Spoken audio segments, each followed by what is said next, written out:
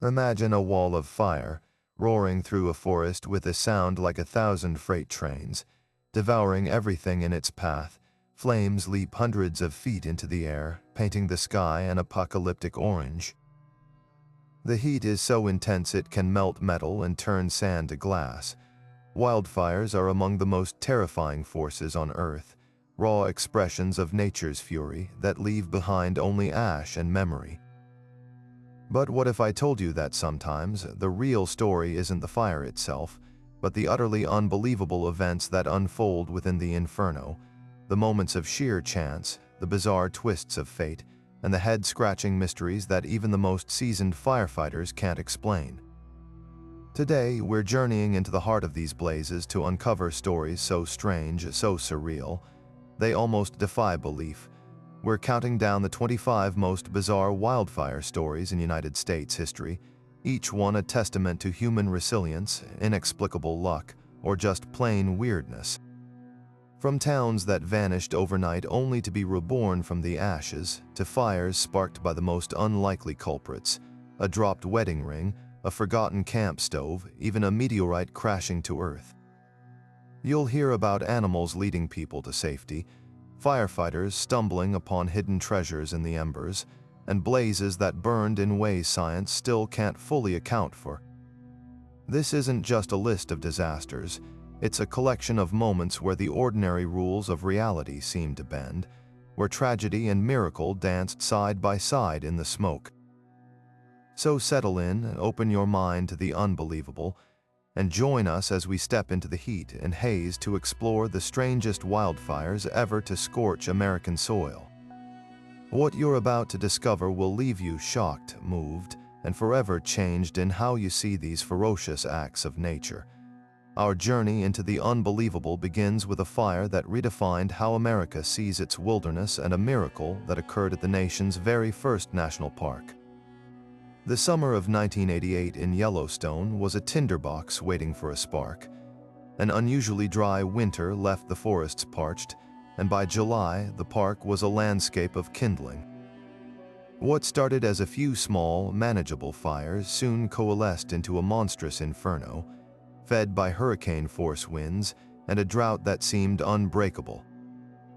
This wasn't just a fire, it was a firestorm, consuming over 1.4 million acres and becoming the largest wildfire in the park's recorded history. The sky turned black at noon, and the heat was so intense it created its own weather, with pyrocumulus clouds towering over 30,000 feet high. For weeks it seemed nothing could stand in its path, as if the very heart of Yellowstone was destined to be erased. But then, something inexplicable happened at the park's most iconic landmark. As the firestorm approached Old Faithful, a place visited by millions for its clockwork-like eruptions, a sense of dread settled over the firefighters. They had prepared for the worst, soaking the historic Old Faithful Inn and other structures with water, knowing they might have to make a last stand. The fire arrived with a deafening roar, a wall of flame that consumed entire stands of ancient lodgepole pines. Yet, as it reached the geyser basin, the impossible occurred. The flames, which had jumped vast rivers and canyons, suddenly split and burned around the entire area. It wasn't a gradual stop, it was a definitive, almost deliberate avoidance. When the smoke finally cleared, the scene was surreal. A perfect, unburned island of green grass and untouched buildings stood completely intact, encircled by a charred, blackened ring of total devastation. It was as if a giant cookie cutter had descended from the sky and carved out a sanctuary in the middle of the apocalypse. So, what caused this bizarre and precise miracle? It wasn't divine intervention, but a freakish and perfect alignment of natural events. Firefighters had indeed used natural barriers, but the real hero was the geyser basin itself. The entire area is sitting on a massive underground heat source, a supervolcanic caldera that keeps the ground perpetually hot and steamy. This constant geothermal activity had created a microclimate of higher humidity in the soil and air directly above it. As the main fire front approached, its intense heat drew cooler, moister air from this geothermal zone upward, effectively creating an invisible shield. This shield raised the humidity just enough to make the immediate grasses and trees less combustible at the critical moment. Furthermore, the firefighters' strategy of lighting backfires, controlled burns to consume the fuel in the fire's path, worked in concert with this natural phenomenon. They didn't fight the fire directly, they guided it, using its own power against it and funneling it around the area that nature itself was protecting. The result was a stunning testament to both human ingenuity and the awe-inspiring, unpredictable power of the natural world. Just a few years after Yellowstone's fiery ordeal, an entirely different kind of inferno would erupt, not in a remote wilderness, but in the heart of a major American city. The Oakland Hills fire of 1991 stands as a brutal reminder that wildfire doesn't respect boundaries, and its terrifying power can transform familiar neighborhoods into unrecognizable wastelands in a matter of minutes. It began on a warm October morning, a seemingly small brush fire that firefighters believed they had fully extinguished the day before, but embers smoldered underground, hidden within a wall of ivy, waiting for the perfect conditions to explode back to life. When the infamous Diablo winds began to blow hot, dry gusts roaring down the hillsides, those hidden embers were fanned into a fury that no one could have anticipated. What happened next was a firestorm in the most literal sense. The blaze didn't just burn, it raced, fueled by dense, dry vegetation and tightly packed, wood-shingled homes. The fire created its own atmospheric conditions, a hellish feedback loop of heat and wind. It generated tornado-like vortices with winds clocked at 65 miles per hour, winds strong enough to rip roofs from houses and hurl sheets of flaming debris like torches through the air, starting new fires blocks ahead of the main front. The fire moved so fast it wasn't just chasing people. It was outflanking them, trapping entire families on winding hillside roads that became clogged with panicked traffic and then engulfed in flames. Amid this chaos, a group of residents found themselves with nowhere to run. The fire had cut off every escape route, and the searing heat was melting the tires of the cars still stuck on the streets. In a moment of desperate inspiration, they remembered a neighborhood wine cellar, a structure built primarily of concrete buried into the hillside. It was their only hope. As the world above them erupted into an apocalypse, they scrambled down into the dark, cool space, sealing the heavy door behind them. Above, the firestorm raged with unimaginable violence. They could hear the world dissolving, the deafening roar of the wind, the explosive pops of windows shattering from the heat, the ominous crashes of homes collapsing into their own foundations. The temperature in the cellar began to climb, the concrete walls growing warm to the touch as the inferno directly above them consumed everything. They huddled together, surrounded by bottles of wine, their fate entirely dependent on the integrity of a single door and the thick earthen walls around them. For what felt like an eternity, they listened to their neighborhood die. When they finally emerged, the world they knew was gone. In its place was a smoldering, gray landscape of ash and twisted metal, with only the occasional chimney or charred car frame rising from the devastation. Their street, their homes, their cars, everything was utterly obliterated, yet the wine cellar stood intact, an island of survival in a vast sea of ruin. Their salvation was a testament to simple physics and construction. The concrete structure, partially buried in the ground, had immense thermal mass, meaning it could absorb and slowly dissipate a huge amount of heat without its internal temperature skyrocketing. The earth itself acted as a fantastic insulator. Furthermore, the sealed door prevented superheated gases and embers from flooding into the space, allowing the air inside to remain just breathable. This bizarre refuge in a suburban hillside became one of the most dramatic stories of survival in wildfire history, a stark lesson in how the most mundane structures can sometimes provide a last, best hope when nature's most unpredictable fury is unleashed. But for all its destructive power, The firestorm that swept through Paradise, California in 2018 had a strange and profound limitation, one that revealed itself only in the aftermath of nearly total devastation. The Camp Fire earned its grim title as the deadliest and most destructive wildfire in state history with terrifying speed, fueled by a perfect storm of drought-howling winds and a parched landscape. It moved into the Sierra foothills town with such ferocity that residents had mere minutes to escape, many fleeing in their cars through tunnels of flame as the entire world around them erupted into an inferno. When the smoke finally cleared, the scene was one of almost absolute obliteration. 85 people lost their lives, and nearly 19,000 homes, businesses, and civic buildings were reduced to ash and twisted metal. The town of Paradise was, for all intents and purposes, erased from the map. Yet amidst this sprawling gray desert of ruin, one small, unassuming structure held a secret. The Paradise branch of the Butte County Library, like every other building on its block, was utterly consumed. Its roof collapsed, its walls fell in, and its vast collection of books was incinerated. But in its basement, something remarkable endured.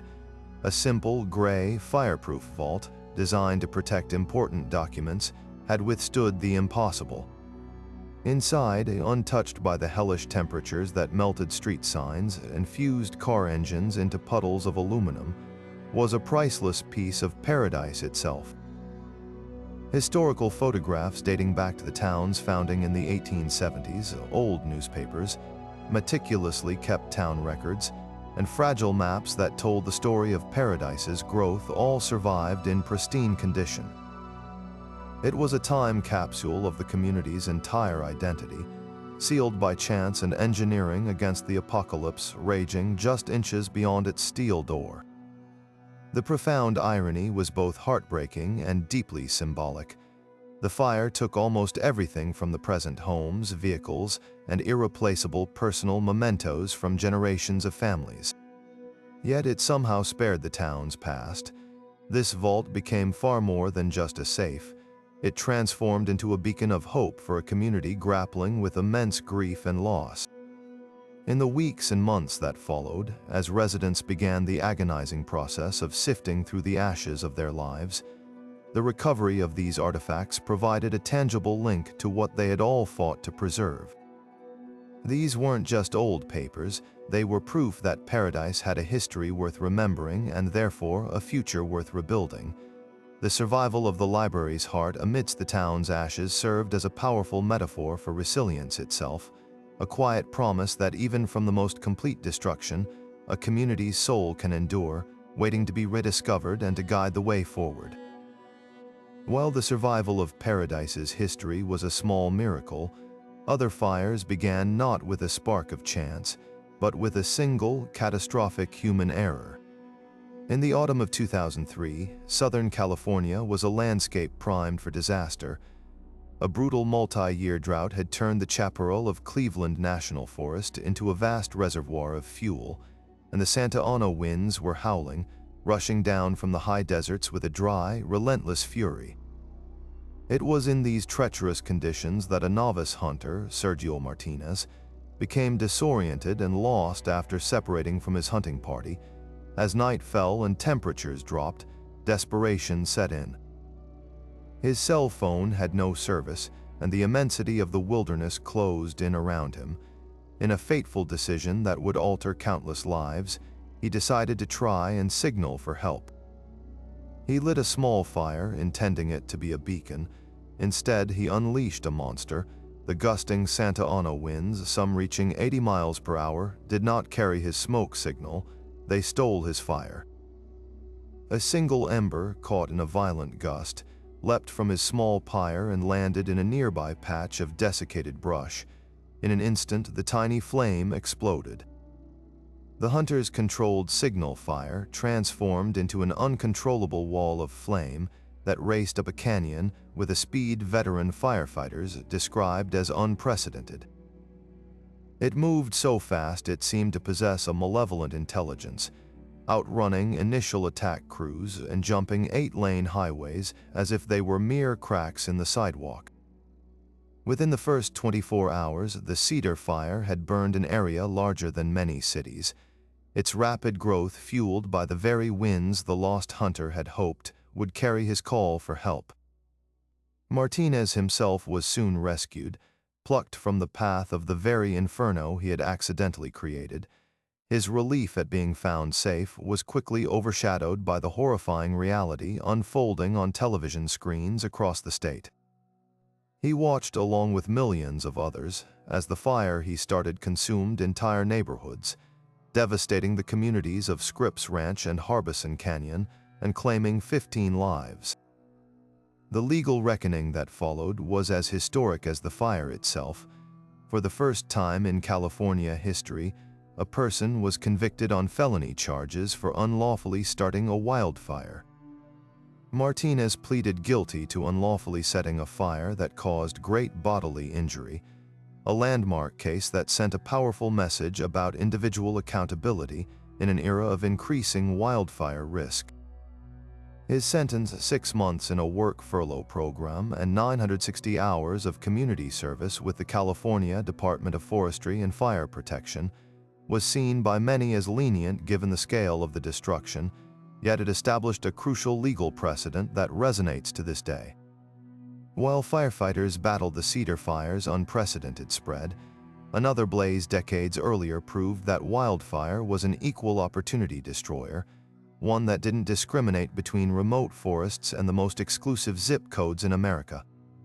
The Bel Air Brentwood fire of 1961 shattered the illusion of safety that came with wealth and celebrity, transforming the glamorous hills of Los Angeles into a surreal, smoke-choked stage for one of the most bizarre evacuations in Hollywood history. The stage was set by a devastating drought that had turned the lush, manicured neighborhoods into a tinderbox. When the infamous Santa Ana winds began to blow on November 6th, they carried embers from a controlled brush burn that had jumped its lines in the Sepulveda Pass. Fanned by gusts of 60 miles per hour, those embers became a firestorm that marched relentlessly toward the palatial estates of Bel Air and Brentwood, home to the biggest stars of the silver screen. What followed was a scene straight out of a disaster film, but with a cast no studio could afford. As the ominous orange glow crested the hills and ash began to rain down like black snow, police cars cruised the winding streets, their loudspeakers blaring the order to evacuate immediately. The surreal spectacle began as driveways filled not with panic, but with a bizarre and hurried exodus of priceless treasures. Screen legend Burt Lancaster was seen fiercely hosing down his roof one moment, and the next he was carefully loading his prized original artwork into the back of a station wagon. Zsa Zsa Gabor famously evacuated with her extensive jewelry collection, while other stars frantically tried to save Oscar statuettes, rare film reels, and one-of-a-kind costumes from their soon-to-be engulfed homes. The air, thick with smoke and a sense of unreality, carried the sounds of sirens mixing with the frantic shouts of studio assistants and landscape crews, all working to save pieces of cinematic history. Perhaps the most iconic image of the evacuation was that of Marilyn Monroe, who was living in a rented home on Helena Drive at the time. Unlike the chaotic scenes elsewhere, her evacuation was described as almost tragically poetic. With the fire's heat pressing in and the sky an apocalyptic orange, she was calmly escorted from her home, carrying only a single small suitcase. Witnesses reported she was remarkably composed, a stark contrast to the frenzy around her, yet her face carried a profound sadness as she watched the hills she loved burn. She had found a refuge in that neighborhood, a place away from the relentless glare of the spotlight, and now it was vanishing before her eyes. The fire would ultimately come within blocks of her home before shifting winds spared it, a close call that left a deep emotional mark on the already fragile star. When the flames finally died down after 3 days of chaos, the scale of the destruction was staggering. Nearly 500 of the most luxurious homes in Los Angeles were reduced to ashes and rubble. The damage was estimated at over $27 million, a colossal sum for the time. Streets that had been lined with architectural landmarks were now unrecognizable, with only chimneys and the charred skeletons of swimming pools remaining. The fire had carved a brutal path through the heart of old Hollywood, destroying the estates of producers, directors, and stars like George Burns, who lost everything. In a cruel twist of irony, the very things that made the area so desirable, the dense private vegetation, the secluded canyons, the rustic wooden beams in the homes, were the same factors that fed the fire's insatiable appetite. The Bel Air Country Club, a symbol of opulent leisure, had its meticulously maintained greens blackened and its clubhouse severely damaged. This fire did more than burn buildings. It seared a permanent lesson into the consciousness of Southern California, proving that no amount of money or fame could insulate anyone from the raw, indiscriminate power of nature's fury. This remarkable display of instinct overriding aggression wasn't just about the immediate terror of the flames. The Wheeler fire created an acoustic phenomenon that scientists believe played a key role. The roar of the inferno, combined with the constant explosive popping of sap superheating inside trees, generated a low-frequency soundscape that traveled for miles through the ground and air. This infrasound, often inaudible to human ears, is something animals are exquisitely tuned to perceive as a signal of extreme, existential danger. It triggered a primal panic, a biological imperative to flee that was far more powerful than the daily struggle for food or the defense of territory. For wildlife biologists observing from helicopters, it was a once-in-a-lifetime opportunity to witness a fundamental reset of the natural order. They saw grizzly bears, typically solitary and aggressive, loping along in a group that included a herd of panicked elk, neither species showing the slightest interest in the other. A mountain lion was observed trailing a group of bighorn sheep, not as a predator stalking prey, but simply as another creature using the same narrow game trail to escape the advancing wall of heat. This bizarre migration culminated at the shores of the Missouri River, where animals that would never normally tolerate each other's presence crowded together to plunge into the water, seeking refuge from the radiant heat and falling embers. The riverbank became a temporary sanctuary where the rules of the wild were entirely suspended, a silent, shared understanding that the true enemy was not each other, but the consuming fire. Perhaps the most visually arresting and spiritually powerful symbol of resilience emerged not from the forests of the West, but from the piney woods of central Texas. In September 2011, the Bastrop County Complex Fire became the most destructive wildfire in state history, a ferocious blaze fueled by a record-breaking drought and relentless winds. It devoured over 34,000 acres, a roaring torrent of flame that moved with such speed and intensity that it created its own fire tornadoes, ripping entire stands of loblolly pines from the ground. When the smoke finally cleared, the landscape was a monochrome nightmare of ash and skeletal trees. 1,676 homes were utterly erased, leaving behind a heartbreaking grid of concrete foundations and melted vehicles stretching for miles. It was a scene of near-total annihilation, yet, standing defiantly in the middle of this vast gray desert was a sight that made even seasoned firefighters pause and remove their helmets. The Friendship Chapel, a small, white wooden church, stood completely untouched. Its pristine white siding and clean, green roof looked almost surreal against the charcoal black earth that surrounded it on all sides. Every single pine tree around it was burned to a crisp. The homes that once stood in its view were gone, but the church itself didn't have so much as a smear of soot on its windows. It was a perfect island of peace in an ocean of devastation, an inexplicable sanctuary that had been mysteriously spared by the inferno. The community, reeling from unimaginable loss, immediately latched onto the image. In the absence of a scientific explanation that could fully account for such a precise and complete sparing, they found a deeper meaning.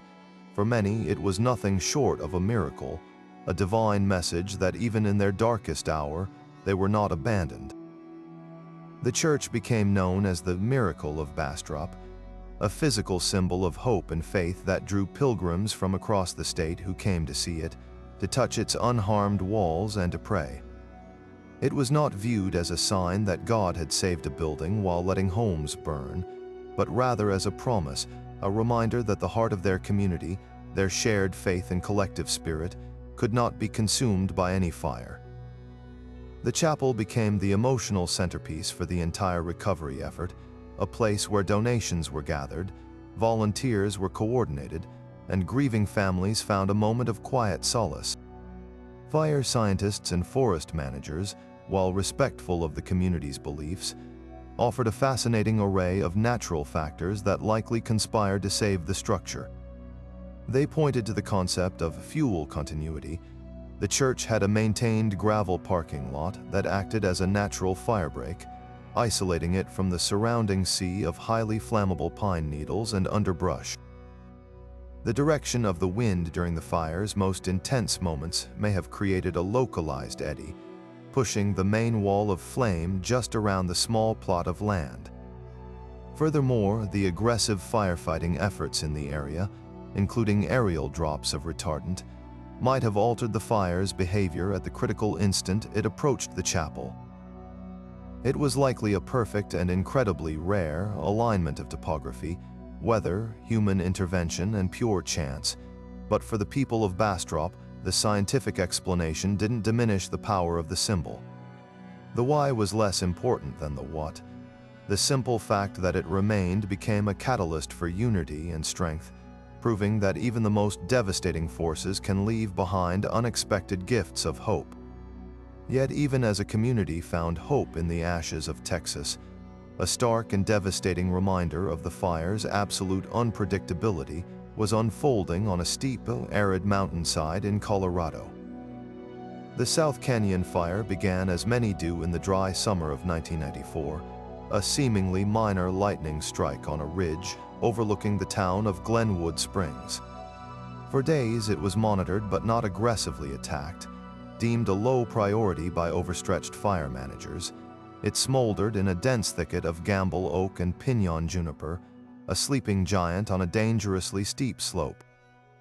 That all changed on the afternoon of July 6th, when the sleeping giant awoke.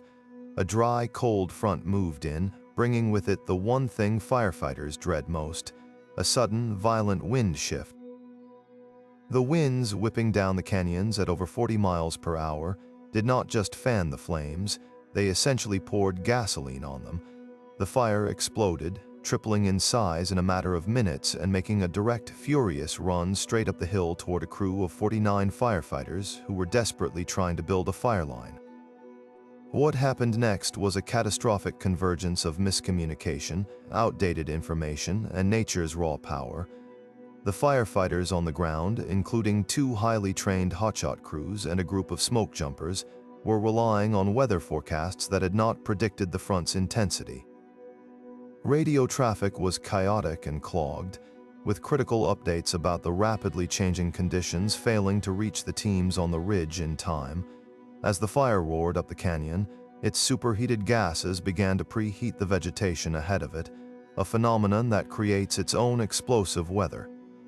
The air itself became thin and charged, making it difficult to breathe and think clearly.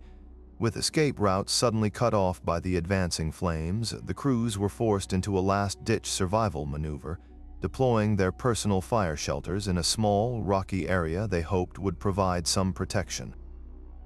But the fire that hit them was not a typical wildfire.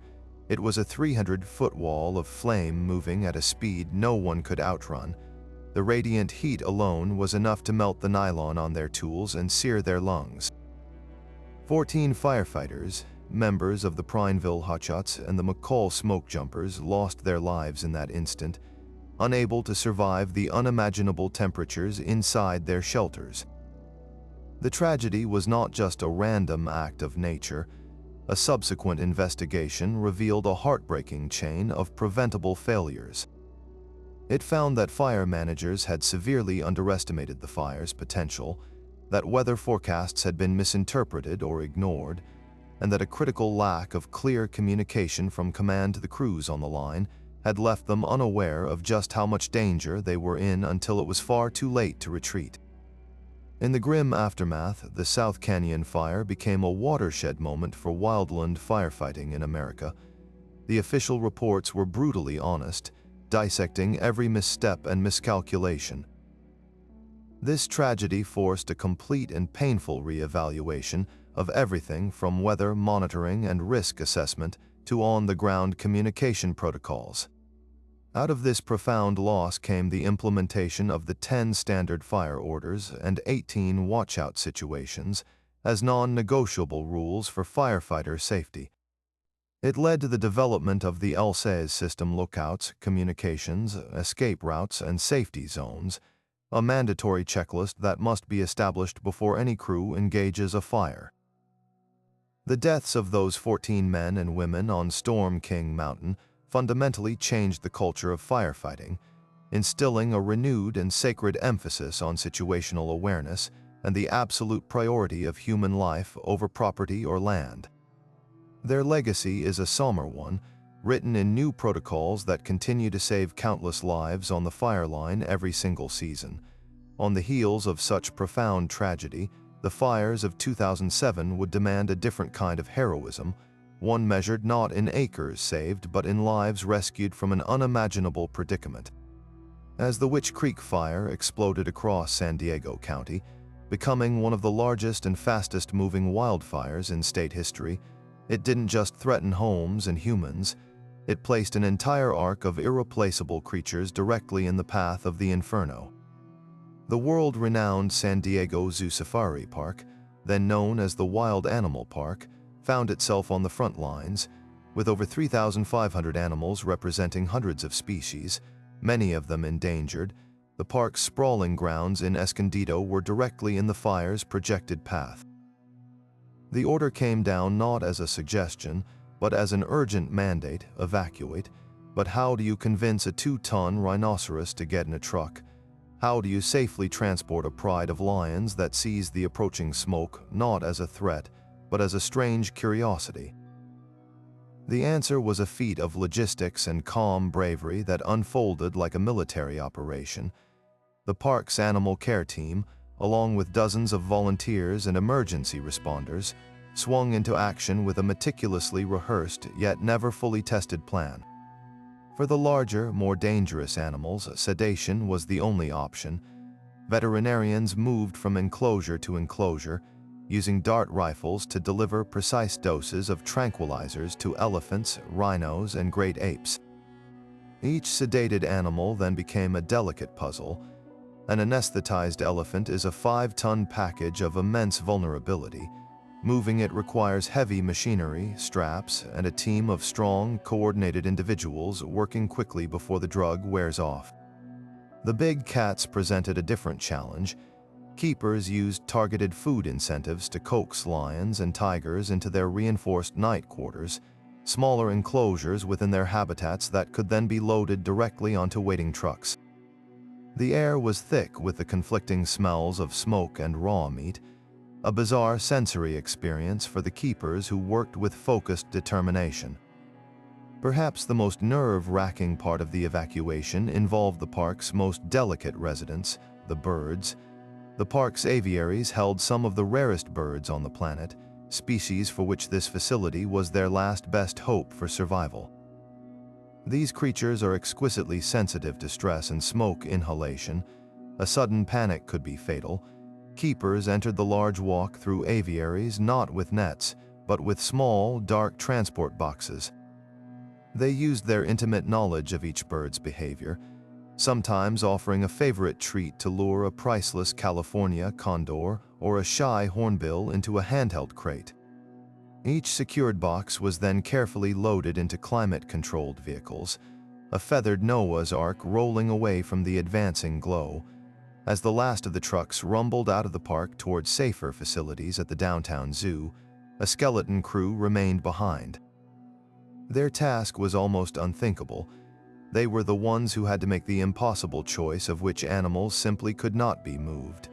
For some of the largest and most agitated animals, the stress of capture and transport was deemed more dangerous than the fire itself.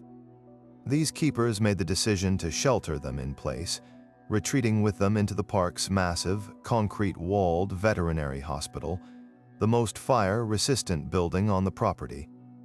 Hunkered down inside with the remaining animals, they listened to the firestorm rage outside, the air filtration systems working overtime to keep the smoke at bay.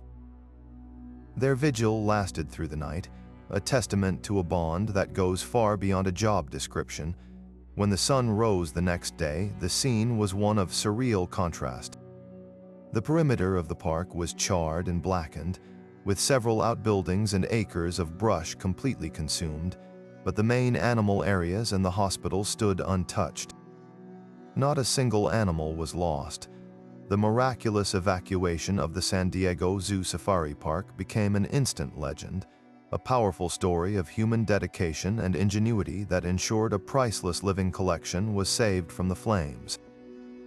Even as the firefighting community continued to absorb the hard lessons from tragedies like South Canyon, a new generation of protocols and a culture of safety were supposed to prevent such a catastrophic loss from ever happening again. Yet on a blisteringly hot June day in 2013, in the chaparral-choked canyons of Arizona, history repeated itself in the most devastating way imaginable. The Yarnell Hill fire began with a lightning strike, a common enough occurrence that initially prompted a routine response, but this was no routine fire. A perfect storm of highly unpredictable weather, difficult terrain, and a series of fateful decisions would culminate in the single deadliest day for American firefighters since the 9th of 11th. At the heart of this story were the Granite Mountain Hotshots, an elite 20-man crew from Prescott, Arizona, renowned for their skill, physical toughness, and camaraderie. They were the municipal fire department's point of pride, a tight-knit brotherhood accustomed to facing down the nation's most dangerous blazes. As the Yarnell Hill fire grew, fueled by high temperatures, low humidity, and dense, dry brush, the Granite Mountain crew was deployed to the front lines. For the first 36 hours, they performed textbook firefighting, meticulously building containment lines to protect the threatened town of Yarnell. Their confidence was high, their communication with incident command clear, but the weather had other plans. A monstrous monsoon thunderstorm was brewing to the northeast, and its outflow winds would soon rewrite the fire's behavior in seconds. The first sign of serious trouble was a sudden, violent wind shift. The storm's outflow, a blast of dry, powerful wind, slammed into the fire with hurricane force, radically changing its direction and speed. The blaze, which had been moving away from Yarnell, now made a furious, unexpected push directly toward the town. This sudden reversal trapped the Granite Mountain crew in a terrible position. They were on a ridge with the fire now burning aggressively below them, cutting off their planned escape route. Their only remaining path to safety was through a dry, brush-filled basin, a route that would take them directly into the fire's new path. For reasons that remain the subject of intense scrutiny and heartache, the crew made the decision to leave their safe, already burned ridge and attempt to push through the basin to a designated safety zone on the other side. What happened next was a frantic race against an unstoppable force. As they descended into the bowl, the fire, supercharged by the 60-mile-per-hour winds, moved with a speed that defied all models and expectations. It raced up the opposite slope and then poured down into the basin, effectively surrounding the crew. In their final, harrowing radio transmissions, a calm but urgent voice reported they were preparing to deploy their emergency fire shelters, a last resort action taken only when all escape is impossible. The world then heard the words that would forever haunt the wildland fire community. "We are in a bad position." Then silence. When a recovery team reached the site hours later, the scene was one of utter devastation. 19 fire shelters had been deployed in a small, rocky clearing. Every one of them had been overrun by a fire so intense it reached temperatures estimated at over 2,000 degrees Fahrenheit, far beyond the protective limits of the shelters. The investigation that followed was exhaustive and agonizing. seeking answers for the families left behind and for a profession shaken to its core. It revealed a complex web of contributing factors. A key lookout position had been abandoned just minutes before the wind shift, robbing the crew of a critical set of eyes on the fire's rapid movement. Radio communications were plagued by dead zones and overcrowded channels, meaning vital weather updates and warnings from command were delayed or never received. There was also the grim reality of human judgment under extreme duress, the decision to leave a safe, already burned area for an unburned, and therefore more dangerous route is a choice that will be analyzed for decades. The legacy of the Granite Mountain 19 is profound and deeply bittersweet. Their loss forced another painful but necessary evolution in firefighting tactics and technology. It led to a massive push for more reliable satellite-based communication systems to end the deadly problem of radio blackouts. It reinforced the absolute necessity of having dedicated lookouts with uninterrupted views of the fire at all times. And it sparked a national conversation about the very nature of risk, asking the difficult question of whether any piece of property is worth the potential cost of a human life. The 19 crosses that now stand on the slope near Yarnell are a permanent, somber memorial to men who made the ultimate sacrifice, and a stark reminder that even with the best training and equipment, nature's fury can still present a puzzle with no easy solution. Even as the firefighting community mourned and sought to learn from the profound losses at Yarnell Hill, a new generation of pilots and crew were training for a scenario that seemed more like a Hollywood thriller than a real-world possibility.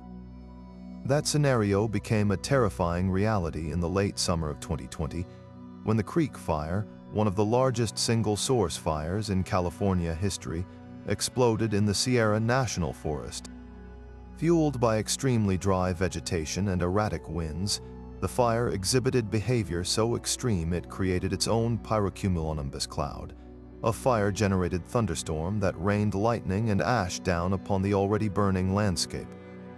Its growth was staggering, consuming over 60,000 acres in a single 24-hour period and trapping hundreds of holiday weekend campers, hikers, and residents in the remote wilderness area around Mammoth Pool Reservoir. With all roads engulfed in the fire closing in, their situation shifted from precarious to seemingly hopeless. They were stranded on a narrow spit of land by the lake's edge, surrounded on 3 sides by water and on the 4th by an advancing inferno. The sky was choked with smoke so thick it blotted out the sun, turning day into an eerie, orange-tinted night. The air was filled with the sound of trees exploding and the relentless roar of the approaching flames. For those trapped, it felt less like a waiting game and more like a countdown to doom. The call for an emergency air rescue went out, but the conditions were deemed impossible for flight. The smoke layer was too dense, the winds too turbulent, and the fire's intensity was creating its own weather, making any attempt to fly visual flight rules suicidal. As day turned to night, the situation grew even more dire.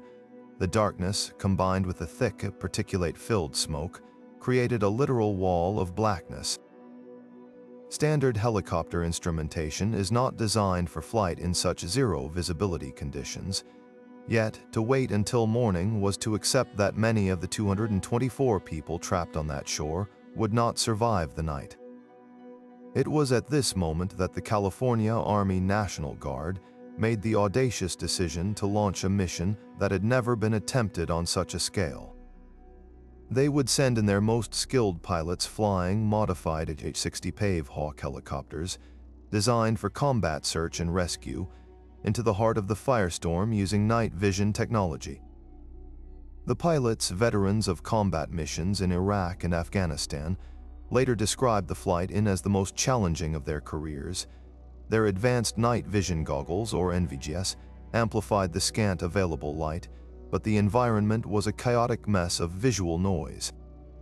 The intense heat of the fire created thermal updrafts that violently shook the aircraft, while the swirling smoke and embers created a disorienting, brownout effect in their goggles, akin to flying through a tornado of static. They couldn't see the mountain peaks around them or the surface of the water below. Their survival depended entirely on their terrain-following radar, their instruments, and their unwavering trust in their co-pilots.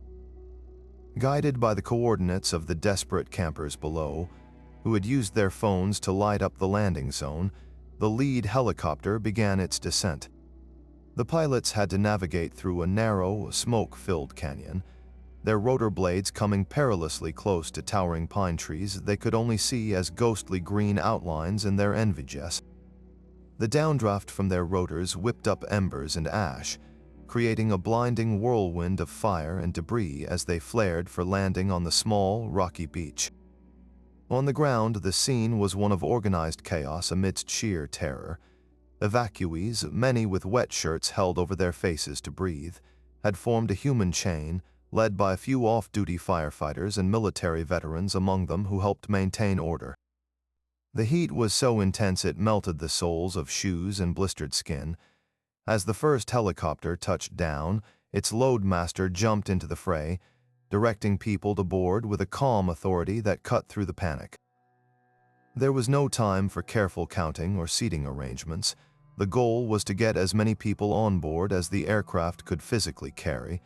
The Pavehawk, designed for medevac, is not a large passenger transport. It is a rugged, utilitarian machine. In a complete breach of standard capacity, they loaded 54 people onto that first helicopter, with passengers crammed into every conceivable space, sitting on the floor and clinging to each other for stability. The pilots, feeling the immense strain on the aircraft, had to execute a perfectly calculated takeoff to avoid overloading the engines, lifting the heavily burdened helicopter vertically out of the bowl of heat and turbulence. This nerve-shredding process repeated throughout the night. The helicopters would make the white-knuckle flight in, load up with dozens of evacuees each trip, and then navigate back through the smoke to the Fresno airfield, where triage stations were set up for those suffering from smoke inhalation and burns. On their return flights, they didn't come back empty. They carried precious payloads of water to drop on the fire, trying to hold the line just long enough to complete their mission.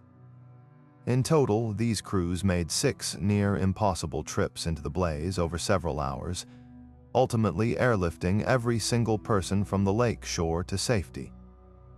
Not a single life was lost in the rescue.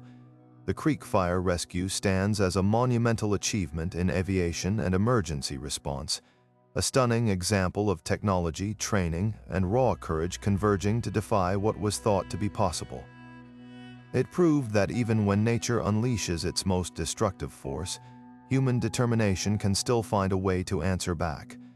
Yet, as those heroic pilots were saving lives in the Sierra, another fire was raging to the south that would threaten not just people, but a piece of California's very soul. In December 2017, the Thomas Fire erupted in Ventura County during a period of unprecedented Santa Ana winds. It grew with a ferocious appetite, devouring over 280,000 acres and earning the grim title of the largest wildfire in modern California history at the time. Driven by gusts that screamed down the mountain passes at over 80 miles per hour, the fire behaved more like a liquid than a flame, a flowing river of incandescent orange that poured over ridges and through canyons, consuming everything in its path. It was a fire that seemed to have a malevolent mind of its own, and its next target was one of the most cherished landmarks on the entire West Coast, the historic Mission Santa Barbara. Founded in 1786, the mission is known as the Queen of the Missions, a stunningly beautiful complex of whitewashed adobe walls, graceful arches, and an iconic twin-towered church that has watched over the city for over 2 centuries. It is more than just a building. It is the spiritual and cultural heart of Santa Barbara, a living museum, an active parish, and a priceless repository of early California history. As the Thomas Fire crested the mountains above the city, casting an ominous, blood-orange glow over the community below, the threat became terrifyingly clear. Embers the size of baseballs began raining down on the mission's red tile roofs and the dry, ancient gardens that surrounded it. The very materials that gave the mission its historic character, the old wooden beams, the tar-based roofing, the thick adobe walls that could actually burn if the heat was intense enough, made it incredibly vulnerable. The loss would be immeasurable, a wound to the state's identity that would never fully heal. What followed was not a single act of heroism, but a meticulously coordinated, around-the-clock siege defense. Fire crews from across the state converged on the mission, understanding the immense cultural weight of what they were protecting. Their strategy was multi-layered and evolved by the hour. The first and most visible line of defense was a fleet of fire engines positioned like sentinels around the perimeter, their hoses trained not just on the buildings, but on the air itself, knocking down a constant hail of floating embers before they could find purchase. But the real innovation came from the air. As the main fire front advanced, air tankers made precision drops of bright red fire retardant directly around the mission grounds. This chemical slurry, designed to coat vegetation and prevent combustion, was used to paint a defensive ring, a man-made mode of protection. The most critical and nerve-wracking work, however, was happening on the ground in the hills directly behind the mission. Here, firefighters engaged in the dangerous tactic of strategic backburning. Using drip torches, they intentionally set fires to the brush between the mission and the advancing Thomas fire. The goal was counterintuitive, to burn the fuel on their own terms in a controlled manner before the wildfire could reach it and explode with unimaginable power. This created a wide, blackened buffer zone, a scarified landscape with nothing left to burn. It was a high-stakes gamble. If the winds shifted unexpectedly, these controlled burns could easily jump their lines and become a new disaster.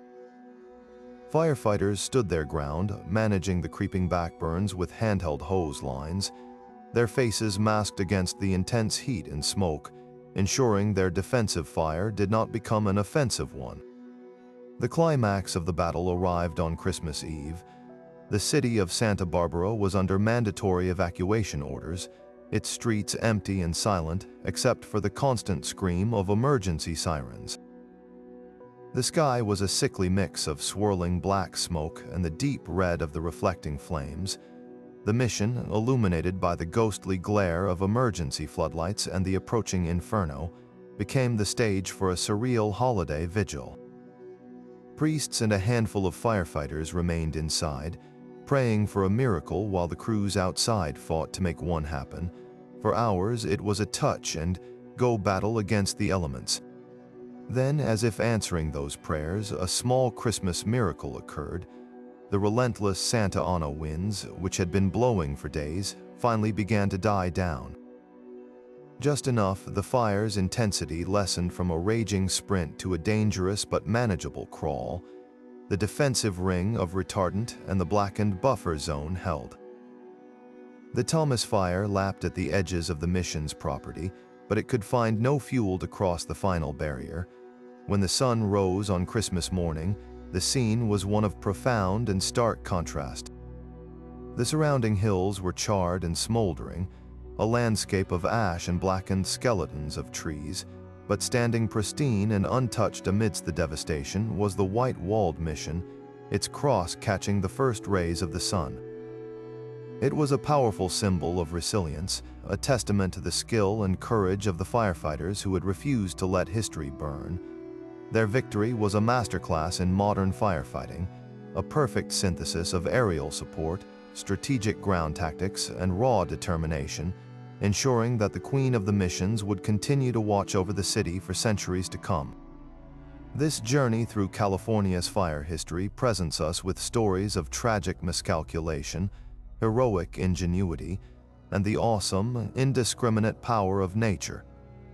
But the tale of the Painted Cave fire forces us to confront a different kind of fury altogether, one born not of accident or weather, but of a deeply disturbed and calculated human mind. In the early evening of June 27, 1990, a figure moved through the dry brush off Painted Cave Road in the hills above Santa Barbara. The conditions were dangerously perfect for a fire. The infamous sundowner winds were whipping down from the mountains, hot and dry and relentless. The person carried a simple road flare, the kind you might keep in your car for an emergency. But this was not a rescue mission. With a deliberate strike, the flare was lit and tossed into the tinder-dry vegetation. In mere moments, a wall of flame erupted, instantly seizing upon the hurricane-force winds to become a racing inferno. The fire did not build, it simply exploded into existence, a firestorm born in an instant, charging downhill with a terrifying velocity toward the unsuspecting communities below. The speed of the blaze was absolutely unprecedented. It took just a single horrifying hour for the fire to travel 7 miles, leap across a 6-lane freeway, and begin incinerating entire neighborhoods in its path. The flames, pushed by winds clocked at nearly 80 miles per hour, created a fire whirl that ripped roofs from houses and hurled flaming debris like missiles ahead of the main front. Firefighters were completely overwhelmed, their efforts to establish containment lines rendered useless by the sheer, breathtaking pace of the attack. Evacuations were chaotic and desperate, with many residents having only minutes to flee as the orange glow crested the hill and embers began raining down on their streets. By the time the fire was finally brought under control, it had scorched over 5,000 acres and left a staggering scar of destruction in its wake. 437 homes were completely destroyed, hundreds more were damaged. The cost was estimated at over $250 million. It was a devastating, seemingly senseless act of violence against an entire community. The investigation into the fire's origin was swift. The point of ignition was immediately obvious, and evidence at the scene quickly led investigators to a suspect, a 25-year-old local woman named Margaret Tays. Her apprehension, however, did not bring a sense of clear resolution. Instead, it unveiled a motive so bizarre, so divorced from rational thought, that it left the entire community struggling to comprehend the depth of the tragedy. Tays was not a pyromaniac in the classic sense, nor was she seeking revenge against a specific person. She was, by her own account, an environmental activist. And her stated reason for setting one of the most destructive wildfires in Santa Barbara's history was to create a massive traffic jam. She believed a popular concert by the band Santana, scheduled for that night at the Santa Barbara County Bowl, would generate excessive noise pollution that would disturb and harm the local wildlife in the area. Her twisted logic concluded that if she started a fire near the major freeway, it would force authorities to close the road, thereby preventing concertgoers from arriving and causing the event to be canceled. In her mind, she was not a criminal, she was a protector of nature. The subsequent psychological evaluation of Margaret Tays painted a picture of a profoundly troubled individual operating under a severe delusion. Psychiatrists testified that she possessed a fixed, irrational belief system where the ends absolutely justified the means, no matter how catastrophic those means might be. She showed a complete inability to foresee the direct and inevitable consequences of her actions, that a fire set during sundowner winds would not cause a simple, manageable road closure, but would instead unleash an uncontrollable catastrophe. Her thinking displayed a jarring dissociation. She expressed genuine concern for animals and trees while showing a startling lack of empathy for the hundreds of human families whose lives she was about to shatter. The legal proceedings became a difficult debate about criminal responsibility versus mental illness. She ultimately pleaded guilty to 1 count of arson and 3 counts of murder, as 3 elderly residents suffered fatal heart attacks during the frantic evacuation. The court sentenced her to a term of 15 years to life in prison, a punishment that recognized the immense gravity of her crimes while also acknowledging the clear presence of a disturbed mental state.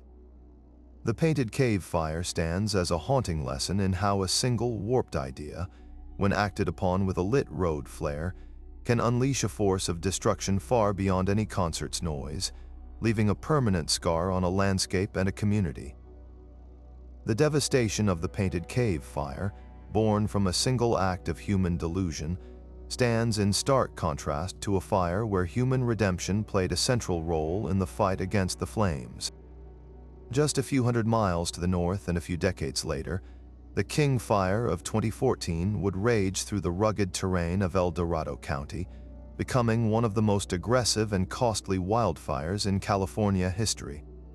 Its origin was equally human, but its story would be defined not by the hand that started it, but by the thousands of hands that worked to stop it, including a crew of firefighters whose presence on the front lines often goes unnoticed and unthanked.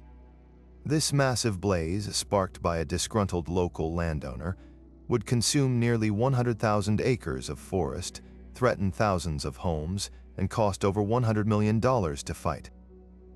But amidst the smoke and sweat, it would also cast a spotlight on one of California's most vital and quietly successful emergency resources, the inmate firefighters of the state's conservation camp program. When the King Fire exploded, driven by high winds and record-low humidity, it stretched California's firefighting resources to their absolute limit. Every available hand was needed, and that call went out not just to municipal crews and hotshots, but to the dozens of conservation camps scattered across the state.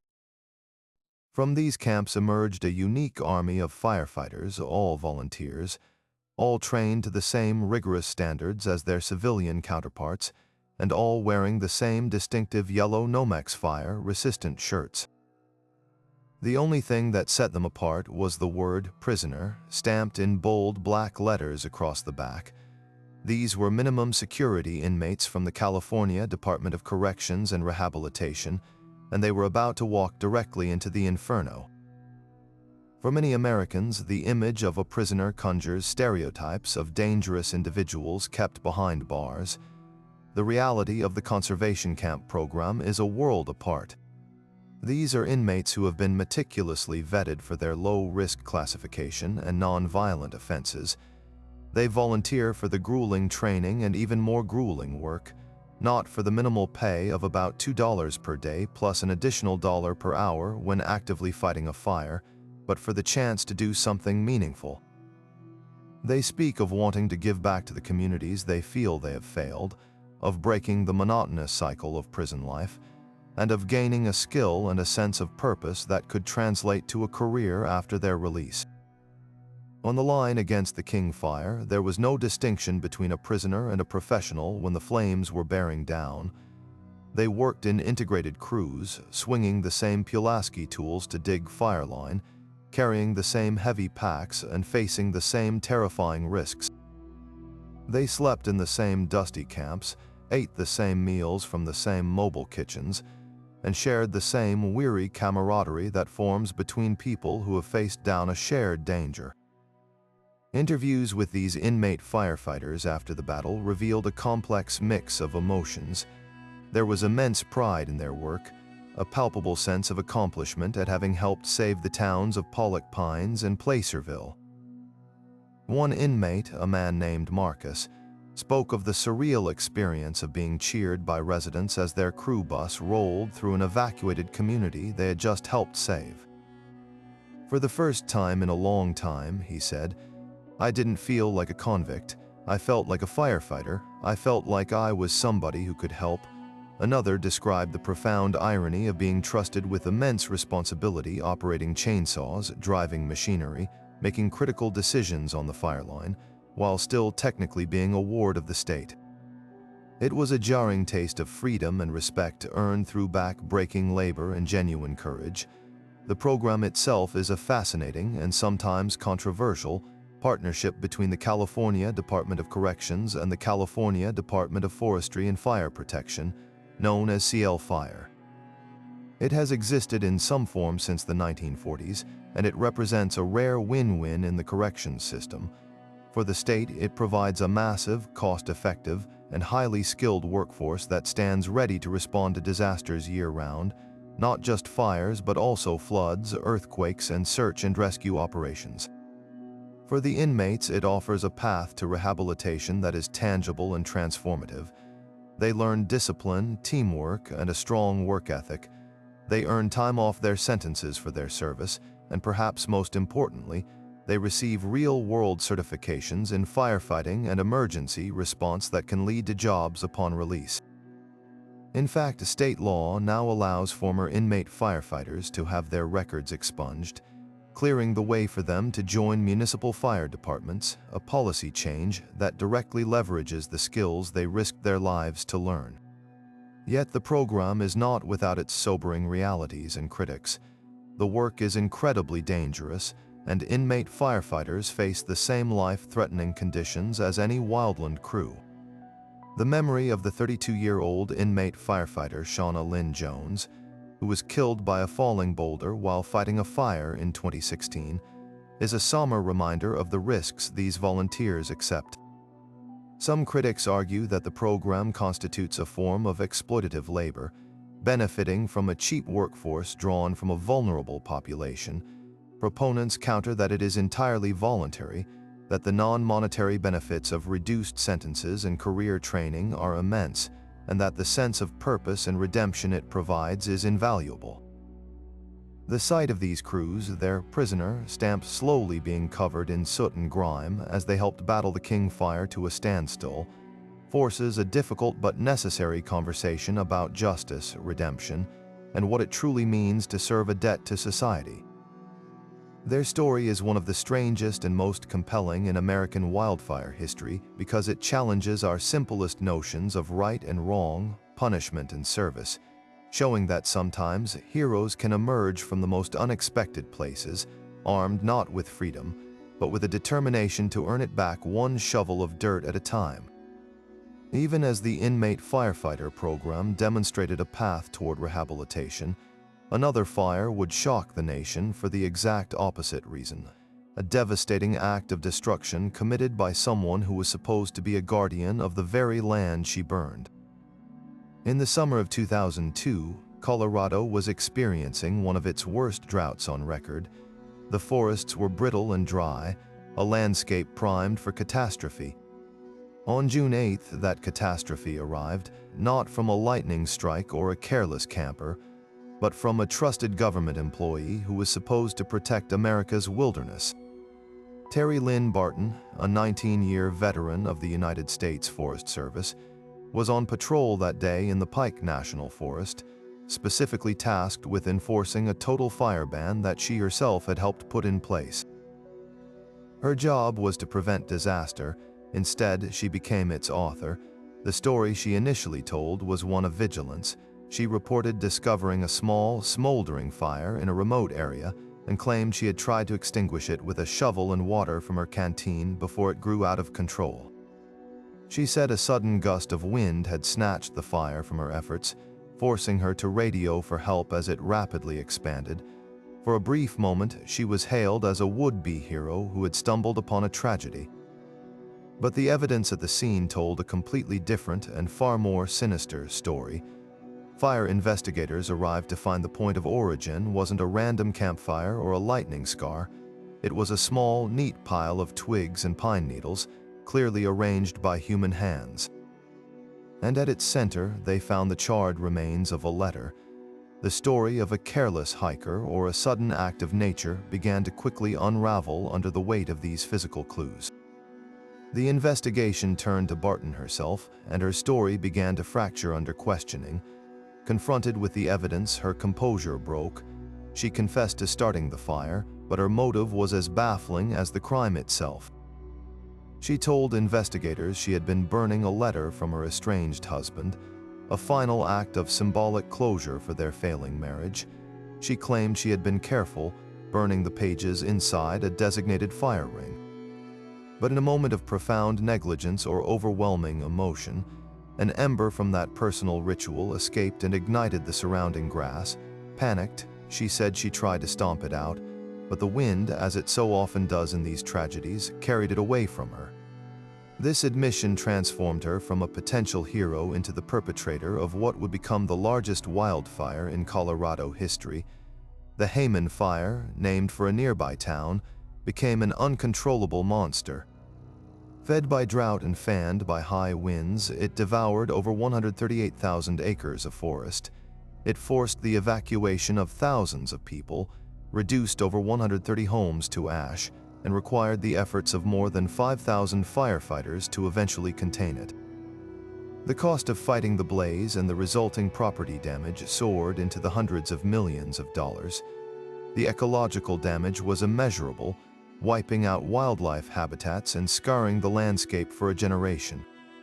And at the center of it all was a single Forest Service employee and a burned love letter. The legal proceedings were as intense as the public outrage. Barton was charged with setting fire to timber in a national forest, damaging federal property, and making false statements to investigators. The prosecution painted a picture of a woman who had violated a sacred public trust, arguing that her knowledge of the extreme fire danger made her actions not just negligent, but criminally reckless. Her defense attorneys argued for compassion, citing her otherwise clean record and the fact that it was an accidental ignition born from emotional distress, not a premeditated act of arson. The court, however, saw the scale of the destruction as the defining factor. In a landmark ruling, Terry Lynn Barton was sentenced to 12 years in federal prison.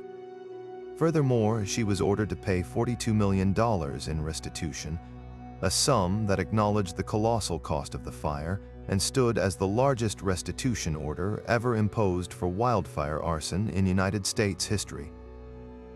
Her case remains a stunning paradox, a personal moment of weakness that ignited a public calamity, a story of how a keeper of the flame became, however unintentionally, the one who unleashed the fire. In the annals of American wildfires, few events have been as scientifically terrifying as the vortex of pure energy birthed by the Carr Fire in 2018. This was not merely a large blaze, it was an atmospheric shapeshifter, a storm of fire that defied conventional understanding and produced a phenomenon so rare and violent it was once thought to be the stuff of myth. The stage was set in the blistering heat of a Redding, California July. The region was suffocating under a prolonged heat wave, with temperatures consistently soaring above 110 degrees Fahrenheit. This superheated air baked the vegetation, transforming the landscape into a vast reservoir of potential energy waiting for a single spark. That spark came from the mechanical failure of a trailer, but the fire it started would soon become a secondary concern to the monster it would ultimately create. As the Carr Fire grew, it began to interact with the unique topography surrounding Redding in a catastrophic way. The blaze moved into the steep, narrow canyons of the Sacramento River drainage, a geographical configuration that acted like a natural chimney. The fire's own immense heat began to create a powerful updraft, sucking air and smoke vertically with the force of a volcanic eruption. This rising column of superheated air and combustion byproducts then collided with a layer of much cooler, drier air sitting at a higher altitude, a condition known as a temperature inversion. This clash created extreme wind shear and atmospheric instability, the same fundamental ingredients that spawn classic tornadoes. But in this case, the rotating column wasn't filled with rain and hail.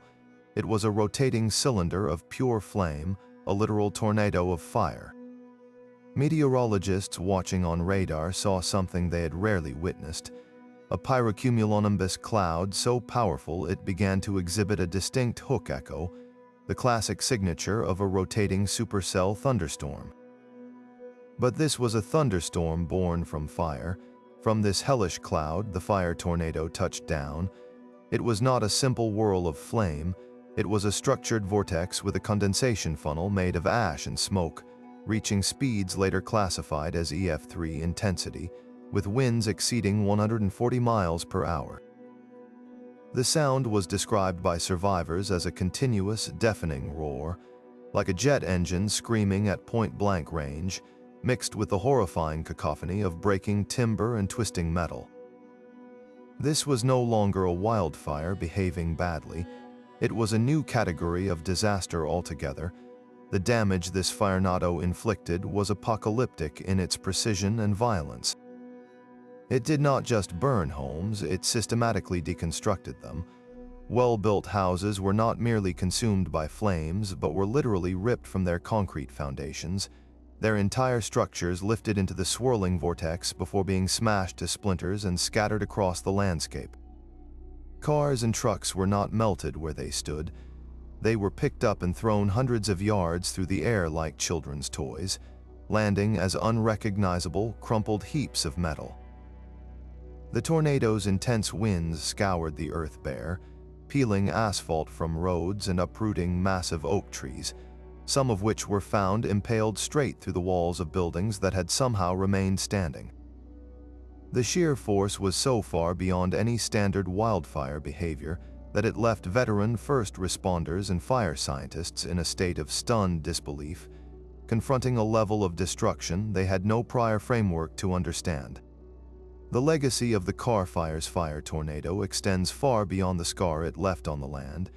It served as a brutal wake-up call to the meteorological and fire science communities, providing terrifyingly clear evidence that climate change and extreme weather are creating conditions for fires that can generate their own self-sustaining and violent weather systems.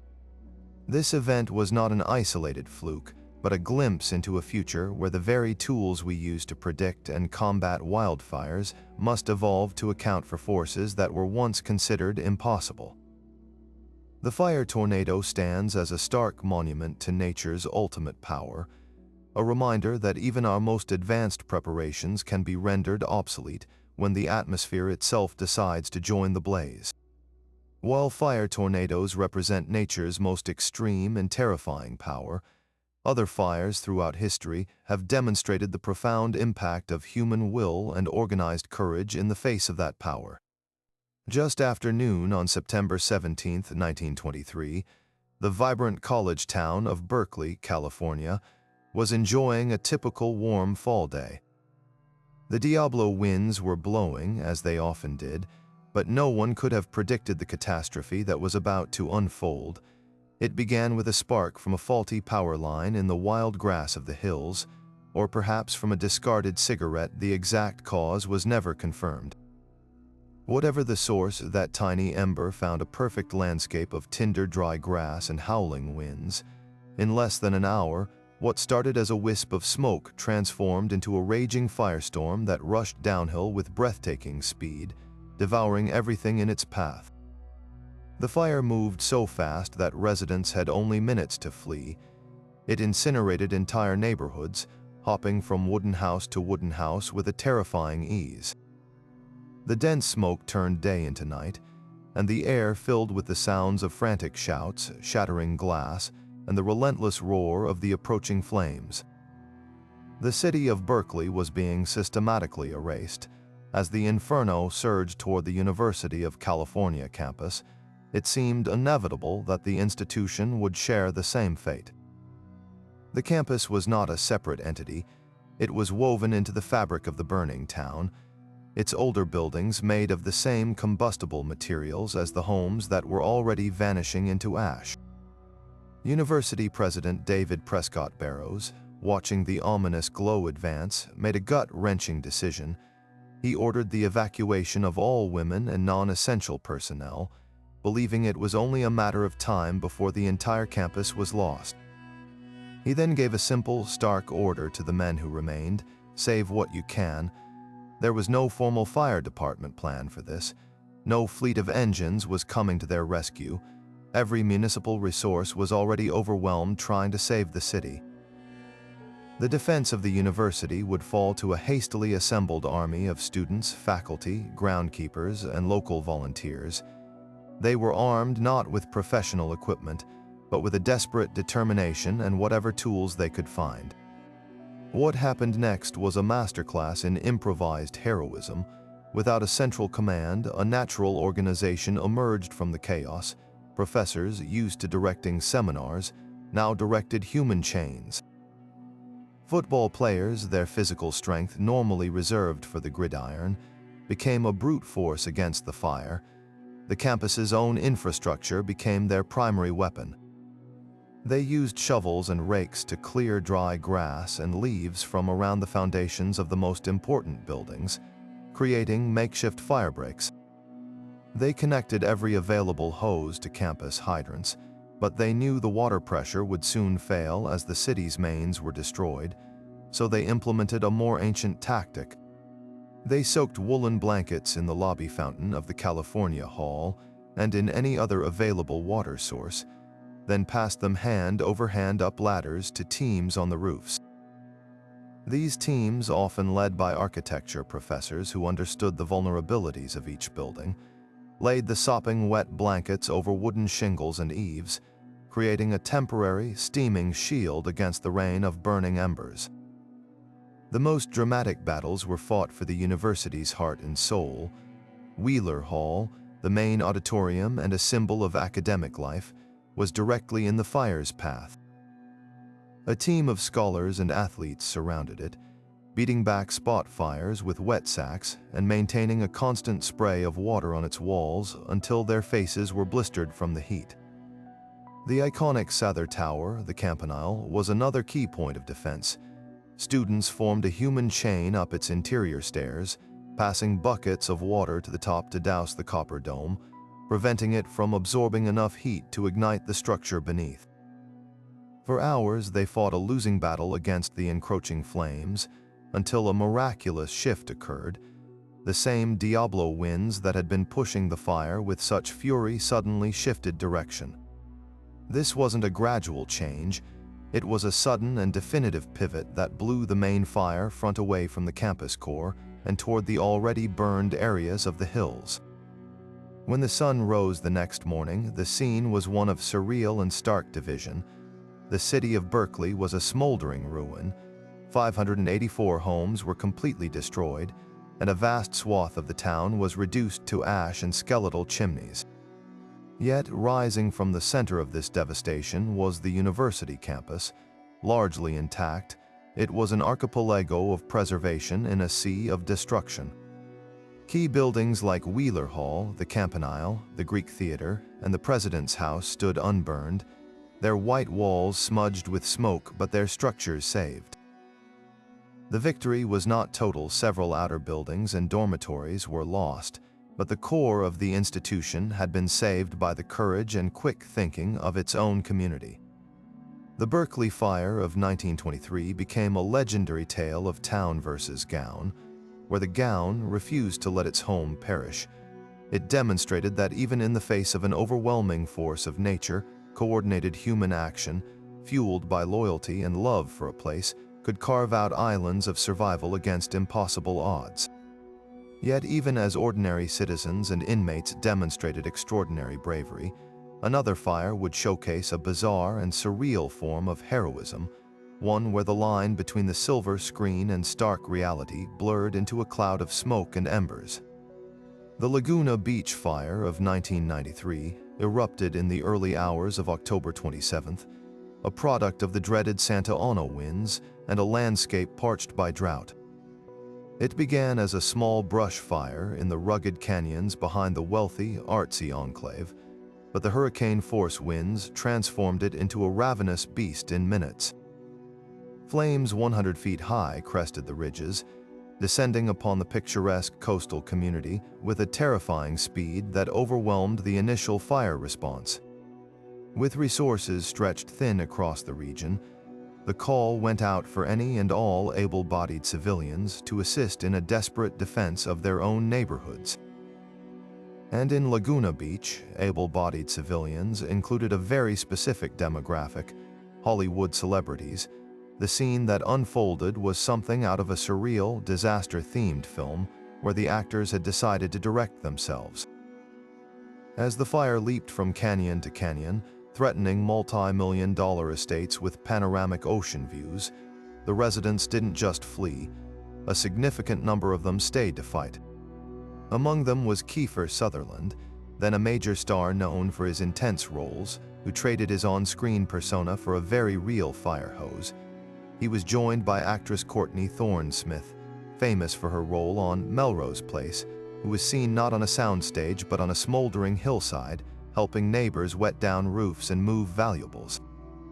They weren't alone. Reports placed other actors, musicians, and artists all working side by side with firefighters, forming human chains to pass buckets of water and using garden hoses to battle spot fires igniting on manicured lawns. The juxtaposition was utterly surreal. Here were individuals accustomed to the controlled chaos of a film set, now navigating the genuine, life-threatening chaos of a wildfire. Paparazzi helicopters, which normally circled to capture glimpses of star-studded parties, now hovered overhead, broadcasting the bizarre spectacle of these celebrities engaged in a brutal, grimy battle. Cameras captured Kiefer Sutherland, his face smudged with soot and streaked with sweat, directing a jet of water at the eaves of a threatened home, his million-dollar view obscured by a wall of black smoke. It was a complete inversion of the normal social order. The very trappings of their fame and wealth, the secluded homes, the lush, private vegetation, were now the fuel for the disaster bearing down on them. For a few intense hours, the only thing that mattered was physical effort and courage, not box office receipts or television ratings. This wasn't a publicity stunt. It was a raw, human response to a direct threat to their community. Many of these stars had chosen Laguna Beach precisely for its separation from the Hollywood hustle, for its sense of being a real town. In its moment of greatest need, they acted not as celebrities, but as neighbors. They used their physical fitness, a requirement of their profession, for the grueling labor of firefighting. They used their comfort with taking direction to follow the orders of battalion chiefs and captains on the ground. And perhaps most powerfully, they used their visibility to help maintain calm and order during the evacuations, their recognizable faces providing a strange sense of reassurance amidst the panic. The fire ultimately claimed over 400 homes, including several belonging to the very stars who were fighting the flames. The surreal sight of a movie star watching their own multi-million-dollar home burn while simultaneously helping a fire crew save the house next door became one of the most enduring and strangely hopeful images of the blaze. It was a powerful reminder that when the flames arrive, they consume without regard for fame or fortune, and in that moment of shared vulnerability, a community's true character is revealed not in its assets, but in its actions. Sometimes the most devastating fires don't begin with a bolt of lightning or a careless camper, but with the best of intentions. In the spring of 2000, the National Park Service faced a familiar problem at Bandelier National Monument in New Mexico. Years of drought and a policy of aggressive fire suppression had left the forest surrounding the town of Los Alamos choked with dense, dry undergrowth. This wasn't just a fire hazard, it was a ticking ecological time bomb. The solution, backed by decades of sound science, was a prescribed burn. The plan, named the Cerro Grande Prescribed Fire, was designed to carefully mimic a natural, low-intensity ground fire.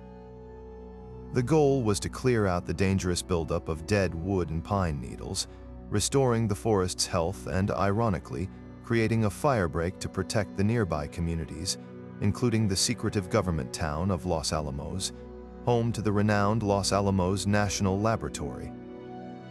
It was a textbook plan written by experts to prevent a catastrophe. Instead, it became the cause of one. The days leading up to the ignition on May 4th were fraught with tension and debate among the crew. While the long-term forecast had looked acceptable when the plan was approved, the short-term weather patterns were becoming increasingly problematic. A dry, cold front was moving in, promising to bring stronger, gustier winds than initially anticipated. Some on the team argued forcefully for a postponement, feeling the margin for error was shrinking to a dangerous degree. The red flag warnings from the National Weather Service, which indicate critical fire weather conditions, were a clear cause for concern. However, the decision was made to proceed. The window for conducting these vital burns is notoriously short, and the pressure to reduce the fuel load before the peak of the summer wildfire season was immense. The initial burn was executed and seemed to go according to plan. The fire did its work, consuming the underbrush in a slow, controlled manner. Crews monitored it through the night, confident they had achieved their objective. But a prescribed fire is never truly out until a season-ending rain or snow arrives. Embers can smolder for days underground, hidden within the root systems of trees or deep inside piles of duff. The following day, the predicted winds arrived, and they were far stronger than anyone had feared. These gusts swept through the treated area, fanning those hidden embers back to life. What had been a docile, low-intensity burn suddenly erupted into a running crown fire, spotting embers far ahead of itself. The fire jumped its containment lines with ease, escaping the boundaries of Bandelier and racing directly toward Los Alamos. The very firebreak meant to protect the town was now a highway for an unstoppable inferno. The reaction from officials was initially slow, a dangerous underestimation of the blaze's potential. By the time mandatory evacuations were ordered, many residents had only minutes to gather their belongings and flee. The fire's path of destruction was heartbreakingly precise. It swept through residential neighborhoods, consuming over 230 homes in Los Alamos and damaging many others. The scenes were apocalyptic. Houses burned to their foundations, vehicles melted into metallic puddles on the asphalt, and a thick, choking smoke blanketed the entire region. The world watched in disbelief as a fire set by the federal government threatened one of the nation's most sensitive nuclear research facilities. While the labs themselves, built of concrete and steel, were largely spared from the flames, the fire came perilously close to areas where radioactive materials were stored, creating a brief but genuine scare of a secondary environmental disaster. In total, the Cerro Grande fire burned over 47,000 acres and caused more than $1 billion in damage. It was the largest fire in New Mexico's history at the time, and it bore the unmistakable signature of human miscalculation. The public and political backlash was immediate and ferocious. How could the very agency tasked with stewardship of public lands make such a catastrophic error? Congressional hearings were convened, demanding answers. The investigations revealed a complex web of contributing factors, perhaps an over-adherence to the original plan, a phenomenon known as plan continuation bias, where teams become reluctant to change course even when conditions deteriorate. There was also evidence of miscommunication between the different agencies involved and a critical underestimation of the fuel dryness. The National Park Service was forced into a position of profound public contrition, its leadership apologizing repeatedly for the immense suffering it had caused. The psychological impact on the fire crew was devastating. These were individuals who had dedicated their lives to protecting forests and communities, and now they were at the center of a national tragedy. Yet from the ashes of this disaster emerged a sweeping overhaul of how America manages prescribed fire. The official reviews were brutally honest, leading to a complete rewrite of the federal prescribed fire policy.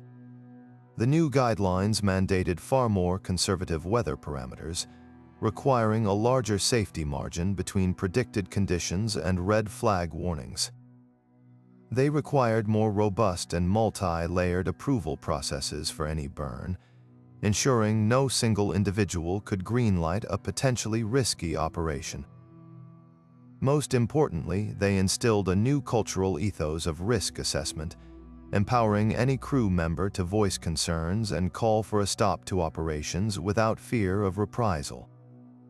The painful lessons learned from Cerro Grande fundamentally changed the practice of forest management, making it safer, more methodical, and more humble in the face of nature's unpredictability.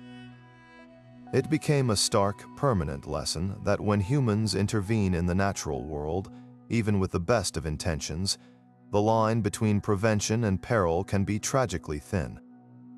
That same autumn, while prescribed burns and their tragic miscalculations were still a fresh wound in the national consciousness, a different kind of firestorm was gathering strength a few states to the east, one that would prove no community, no matter how seemingly safe, was immune to a rapidly changing climate's fury.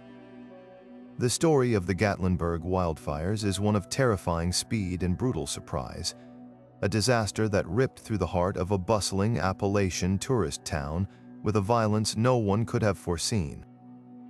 For decades, Gatlinburg, nestled snugly against the Great Smoky Mountains National Park, had thrived on its image as a peaceful mountain escape, a place of cozy cabins, pancake houses, and family-friendly attractions. The forests of the Smokies were its backdrop, its reason for being. In a cruel twist, those same forests would become the instrument of its near destruction. The fuse was lit by a historic drought, the worst the region had seen in over a century.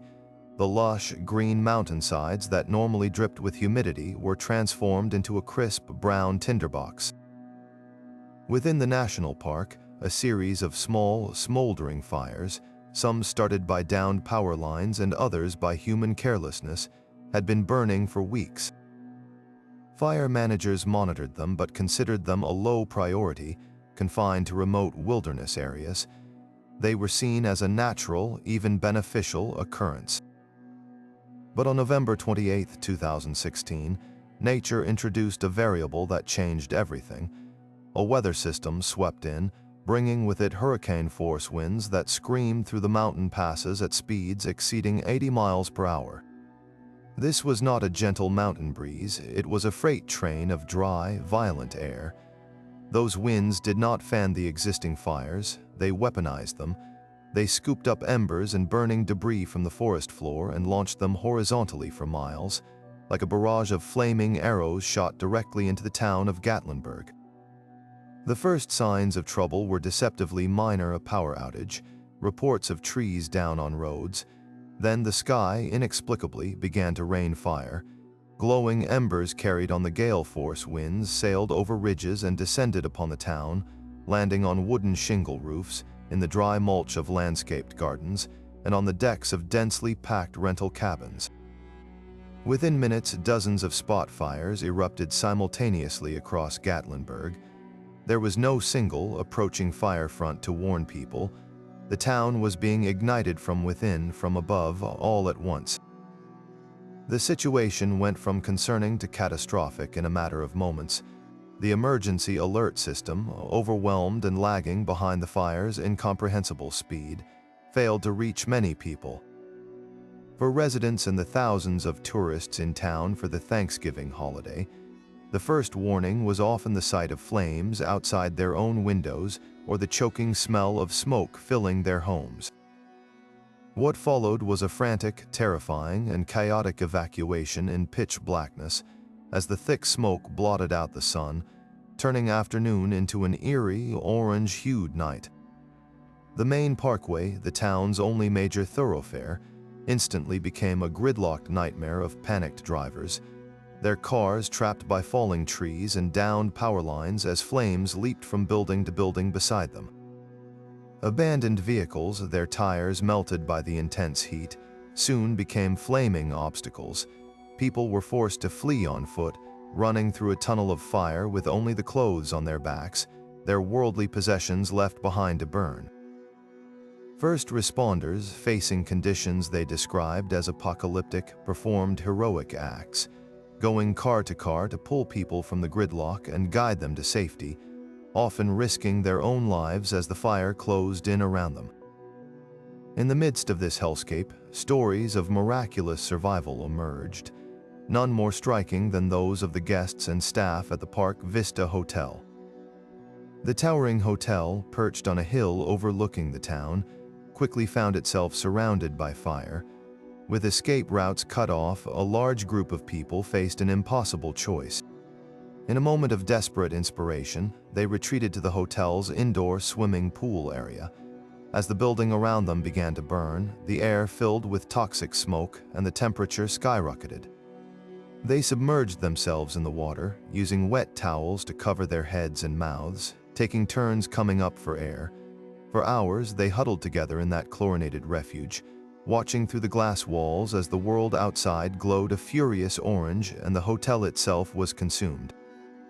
The pool area, with its tile and concrete construction, acted as a fire-resistant bunker, protecting them from the radiant heat and the collapsing structure. They emerged hours later, shivering and in shock, to a scene of utter devastation, but alive. Their survival was a testament to human ingenuity in the face of overwhelming peril, a stark and watery refuge in the heart of an inferno. When the sun finally rose, the Gatlinburg they knew was gone. 14 people had lost their lives, over 2,000 buildings were damaged or destroyed, and the vibrant tourist town was a landscape of ash and sorrow. The fire served as a brutal wake-up call to the entire eastern United States, proving that the era of catastrophic wildfire was no longer a problem confined to the arid West, but a national crisis that could strike anywhere drought and wind conspire to turn a landscape into a torch. The serene landscape of Montana's Helena National Forest on August 5, 1949, offered no hint of the tragedy about to unfold. A small lightning-sparked fire was burning in a remote area known as Man Gulch, a steep, rugged canyon thick with dry grass and ponderosa pine. It was the kind of fire the Forest Service's newest elite force was designed to handle, the smoke jumpers. This crew was young, incredibly fit, and brimming with the confidence that came from being part of a revolutionary program. They were the paratroopers of firefighting, able to reach remote blazes within hours. That afternoon, 16 of them boarded a plane, joked with each other during the flight, and then made the exhilarating jump into the gulch. They landed safely, gathered their gear, and began to march toward the Missouri River, where they planned to meet up with a former forest ranger who was coming by boat to serve as their fire guard.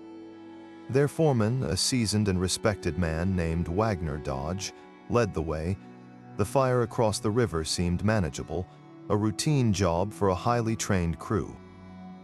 Then the world changed in an instant. The winds, channeled and accelerated by the gulch's narrow walls, shifted violently.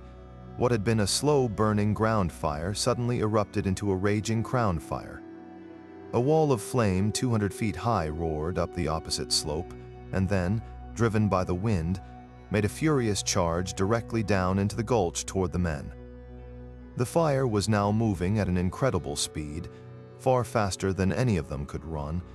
In minutes, it had cut off their planned route to the safety of the river. Their calm, professional hike turned into a desperate, panicked sprint for their lives straight up the incredibly steep, 35% grade of the gulch's side.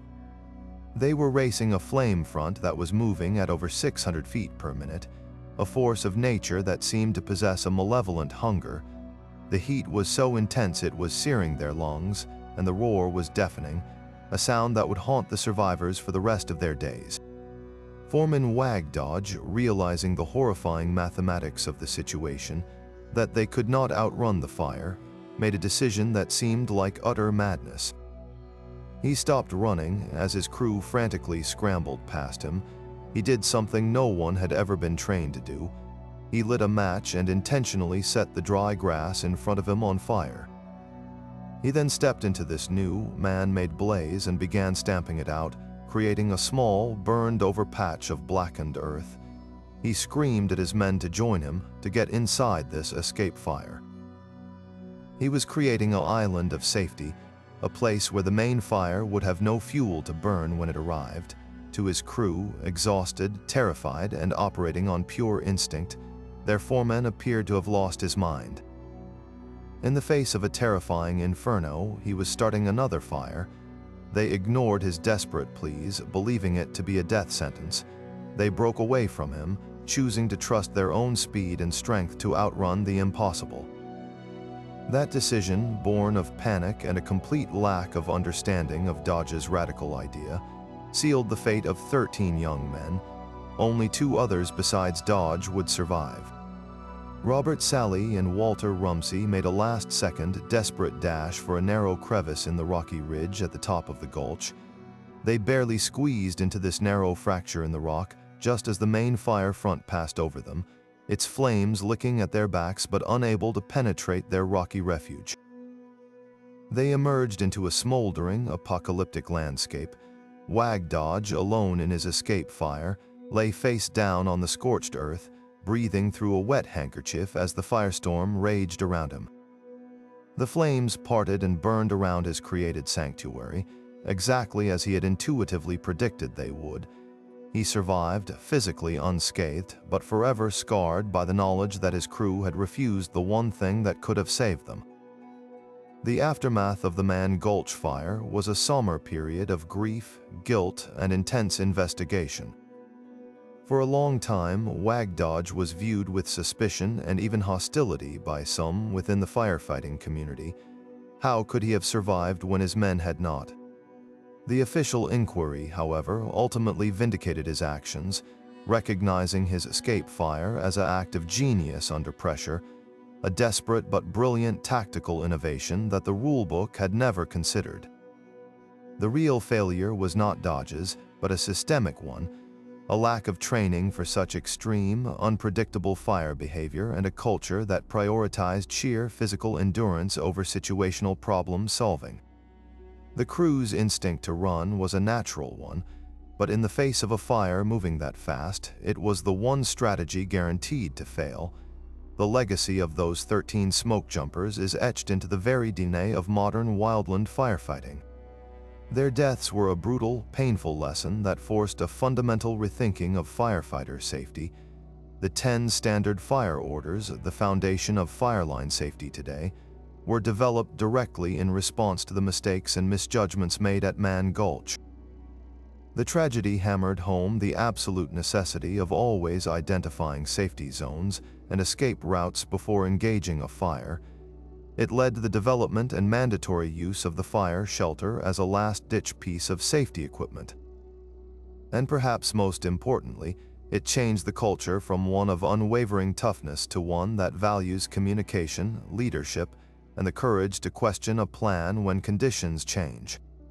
Wag Dodge's escape fire, once seen as an act of insanity, is now a standard, taught technique for extreme entrapment situations, a tragic but powerful testament to how the worst disasters often birth the most vital innovations, ensuring that those who were lost did not die in vain. Just a few years after the devastating Hayman fire, Colorado was about to face another, even more visceral nightmare, one that would rewrite the rulebook on urban wildfire interface and sear apocalyptic images into the national consciousness. The Waldo Canyon fire began on June 23, 2012, just northwest of Colorado Springs. For days, it was a troubling but seemingly contained blaze, burning in steep, inaccessible terrain within the Pike National Forest. Firefighters fought a valiant battle, and residents watched the plume of smoke with a wary but hopeful eye, believing the city's suburbs were protected by geography and the skill of the crews. But on June 26th, the fire unveiled its true ferocity. The weather delivered a perfect storm of catastrophe, temperatures soaring over 100 degrees, humidity plummeting to single digits, and most critically, a sudden, violent wind shift. A previously tame and predictable fire transformed into a raging dragon in a matter of hours. The winds, clocked at over 65 miles per hour, did not merely push the fire, they launched it. The blaze crowned in the trees and then began spotting embers an unbelievable 2 to 3 miles ahead of itself. These weren't just sparks, they were fist-sized chunks of burning bark and branches, carried on the gale like flaming missiles. One of these ember showers descended upon the Mountain Shadows neighborhood, a densely populated subdivision carved into the foothills on the city's western edge. Within minutes, dozens of homes were igniting simultaneously. There was no orderly, advancing fire line to flee from. The neighborhood was being attacked from within, erupting into flames block by block. The scene shifted from controlled anxiety to sheer, unadulterated chaos in the span of a single breath. The evacuation order, when it came, was not a phased recommendation. It was a desperate, city-wide imperative. The police and emergency alert systems blared out the message. Over 32,000 people needed to leave their homes immediately. The ensuing exodus was a portrait of surreal, slow-motion panic. Major arteries like Interstate 25 and Highway 24, the city's main lifelines, instantly became parking lots of gridlocked vehicles. Drivers sat trapped in their cars, watching in their rearview mirrors as the entire western horizon turned a furious, glowing orange. The air grew thick with choking, acrid smoke, and a blizzard of white ash began to fall, coating windshields and streets in a grim, snow-like blanket. For many, the most haunting memory was the sound, a low, constant roar that was less a sound and more a physical vibration. felt deep in the chest, a visceral reminder of the inferno closing in. As civilian authorities were overwhelmed, an unprecedented response unfolded. From the United States Air Force Academy in Fort Carson, the massive military installations that bookend the city, uniformed personnel poured in to assist. This was no longer a wildfire, it was a domestic battle zone. Soldiers and airmen, trained for combat deployments overseas, found themselves directing traffic, going door to door to ensure evacuations were complete, and manning roadblocks to keep people from driving back into certain doom. The sight of Humvees and uniformed troops patrolling suburban American streets, not in a foreign war but in Colorado, underscored the sheer scale and severity of the disaster. This was the largest evacuation in Colorado Springs history, a chaotic yet oddly coordinated effort between civilian first responders and their military neighbors, a testament to a community mobilizing every resource it had. For those who could not look away, the news footage provided a horrifying, real-time documentary of the destruction. Helicopter cameras, flying at a safe distance, broadcast live images that felt ripped from a disaster film. Entire streets of houses were vanishing into fireballs, one after another, their propane tanks exploding like bombs. The glow of the flames against the pitch-black night sky was so intense it could be seen from 60 miles away in Denver. The most iconic image, one that would become the defining photograph of the fire, was taken from a neighborhood perch. It showed a relentless wall of flame, hundreds of feet high, cascading down the mountain directly toward rows of neat suburban homes. The photograph captured the terrifying moment when the wildland-urban interface, a term familiar to planners and firefighters, became a very real and very personal hell for thousands of people. In the end, the Waldo Canyon fire would claim 2 lives and destroy 347 homes, becoming the most destructive fire in Colorado history at the time. It was a brutal lesson in the new reality of wildfire, where the old rules of safety buffers and defensible space were rendered obsolete by fires that could leap canyons and ignite cities with a single wind-borne spark.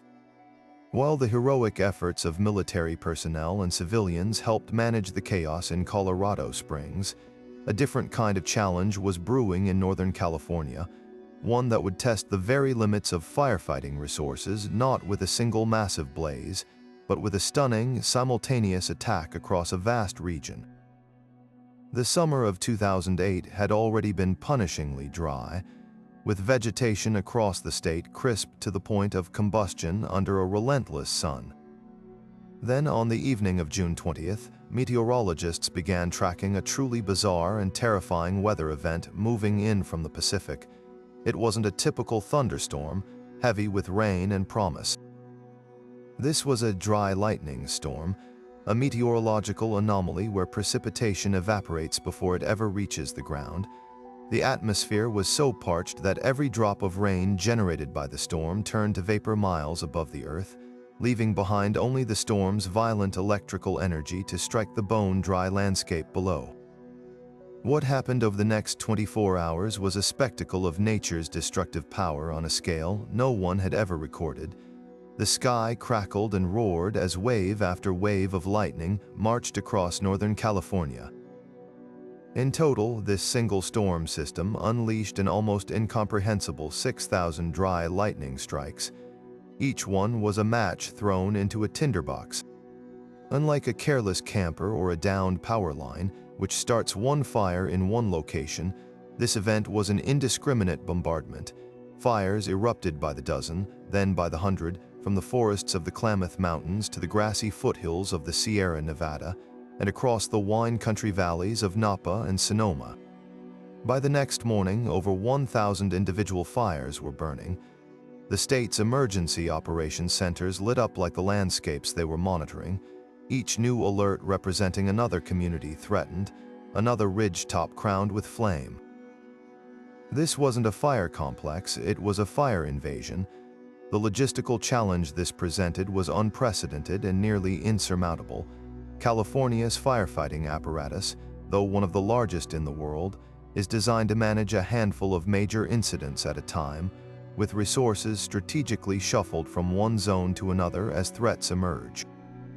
The Summer Lightning Complex, as it became known, broke that model entirely. There were no resources left to shuffle. Every available fire engine, bulldozer, hand crew, and aircraft was already committed. The concept of a priority fire became almost meaningless when there were hundreds of fires, all igniting and spreading at the same time, any one of which had the potential to become a major disaster if left unchecked. Incident commanders faced impossible choices, forced to essentially triage entire towns and watersheds, making gut-wrenching decisions about which fires to fight and which they simply had to monitor and hope for the best, knowing that decision would likely mean the loss of homes and forests. This event marked a terrifying turning point in the state's understanding of wildfire risk. It proved that a single, well-placed storm could overwhelm even the most robust emergency response system, rendering traditional firefighting tactics obsolete.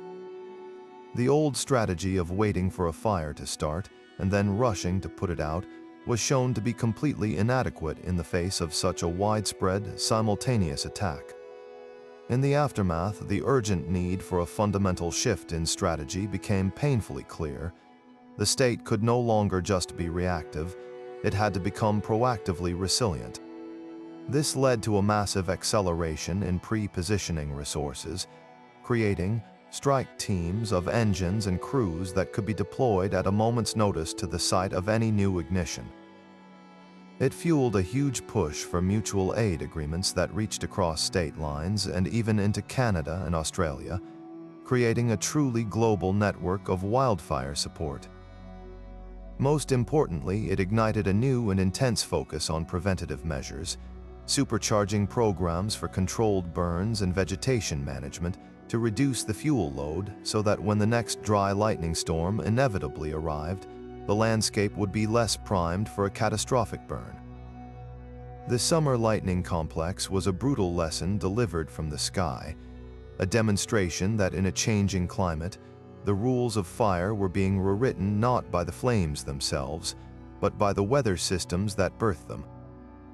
Yet even as the Summer Lightning Complex demonstrated the terrifying potential of multiple ignitions, a single fire just a few years earlier had showcased a different kind of nightmare, one where the fire itself became a self-sustaining, weather-creating engine of its own expansion. In the late summer of 1988, as the historic fires in Yellowstone were capturing the nation's attention, another blaze was brewing in the remote, rugged canyons of western Montana that would leave veteran firefighters and meteorologists utterly bewildered. The Canyon Creek Fire began like many others, a lightning strike in the dense, dry lodgepole pine forests of the Scapegoat Wilderness. For its first few days, it was a quiet, smoldering ground fire, a problem but not yet a crisis. Then the weather shifted, and the fire awoke with a ferocity that seemed to defy the very laws of physics. The first sign that something was terribly wrong came when the fire began to create its own wind. As the blaze grew, the incredible heat it generated rose in a massive column, pulling cooler air in from all sides to replace it. This created a self-feeding convection system, a cycle where the fire's own energy dictated the weather immediately around it. The winds rushing into this system were no gentle breeze. They accelerated to hurricane force, fanning the flames with an intensity that turned the forest into a blast furnace. But the truly bizarre behavior was yet to come. As this superheated column of smoke, gas, and ash punched miles high into the atmosphere, it reached a layer of much colder, moister air. The contrast was so extreme that the moisture in that upper air mass condensed, but instead of forming a typical rain cloud, it formed a pyrocumulonimbus cloud, a thunderstorm born directly from the heat of the fire. This was no ordinary cloud. It was a black, boiling cauldron of smoke and ice, and it began to act with a terrifying autonomy. This fire-generated thunderstorm did not bring life-giving rain. Instead, it rained down chaos. The powerful updrafts and downdrafts within the cloud created tremendous atmospheric instability, leading to intense dry lightning. Bolts of electricity shot out from the cloud, striking the unburned forest miles ahead of the main fire, starting dozens of new, independent blazes that quickly merged into a massive, unstoppable complex. Meanwhile, the intense turbulence within the fire itself spawned something even more visually spectacular and destructive: massive fire whirls. These were not the small dust devils of flame sometimes seen on a fire's edge. These were towering vortices of fire, some reaching several hundred feet into the air, true tornadoes of flame with winds estimated at over 100 miles per hour. They moved with a terrifying grace, dancing across the ridges and through the canyons, not just burning what they touched, but acting as colossal conveyors of destruction. The most dangerous aspect of these fire whirls was their ability to loft burning material to incredible heights. The intense rotational forces within the vortices would pull up entire burning trees, tear them apart, and then hurl the still smoldering chunks of wood and bark high into the sky.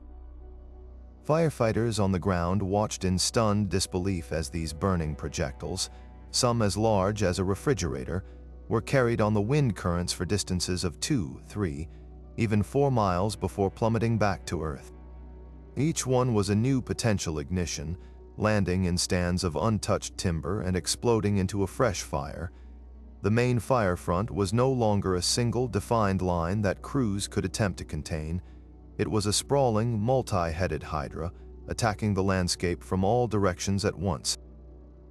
Spot fires were erupting so far ahead and so frequently that the traditional strategy of building a containment line around the perimeter became a tragic exercise in futility. Crews would spend days cutting line through treacherous terrain, only to have a fire whirl dump a load of embers behind them, trapping them between the main fire and a new blaze they didn't even know existed. The fire's behavior was so extreme, so far outside any documented experience, that it forced a complete re-evaluation of what was considered possible.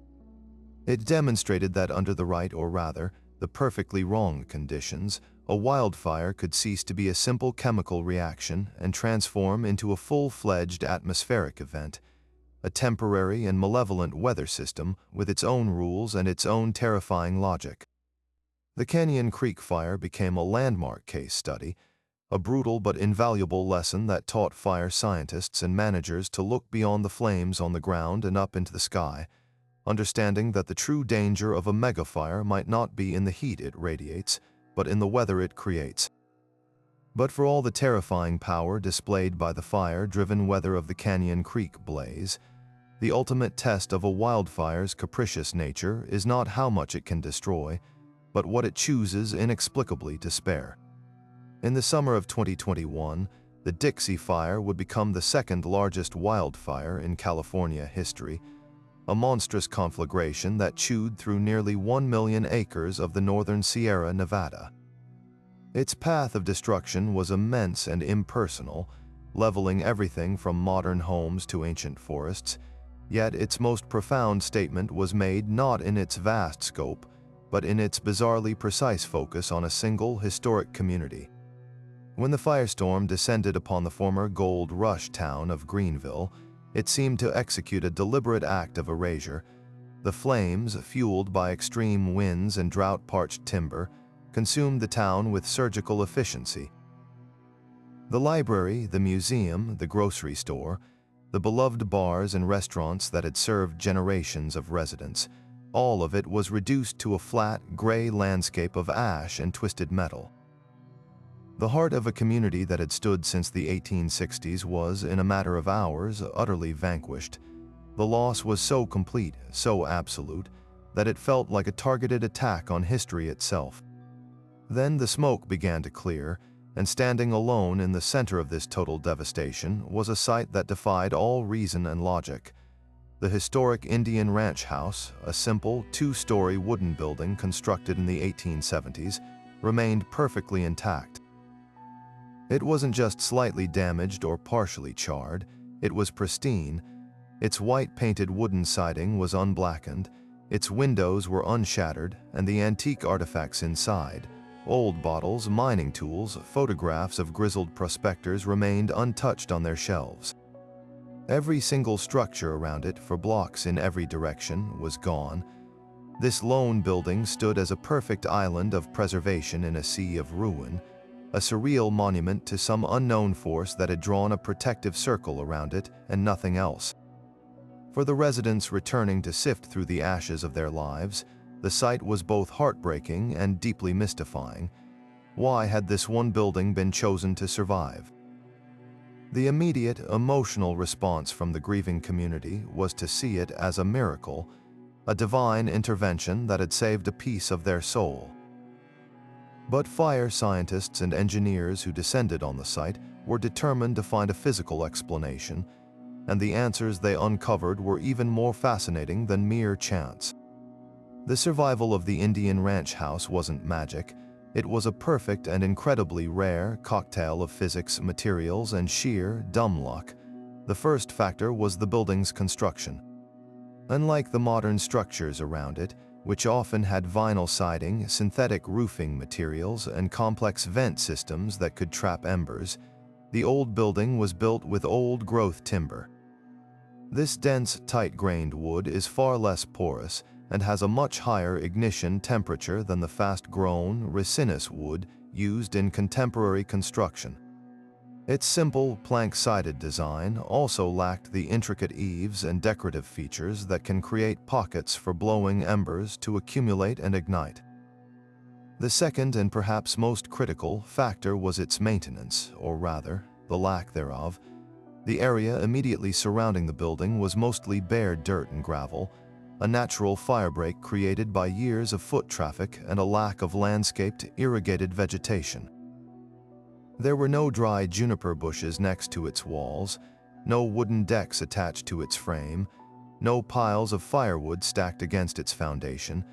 This lack of fuel continuity meant that when the storm of embers arrived, there was simply nothing immediately next to the building to sustain a fire long enough to transfer sufficient heat to the old wood walls. The main fire front likely raced through the town so quickly that it generated intense radiant heat, but didn't linger in one spot.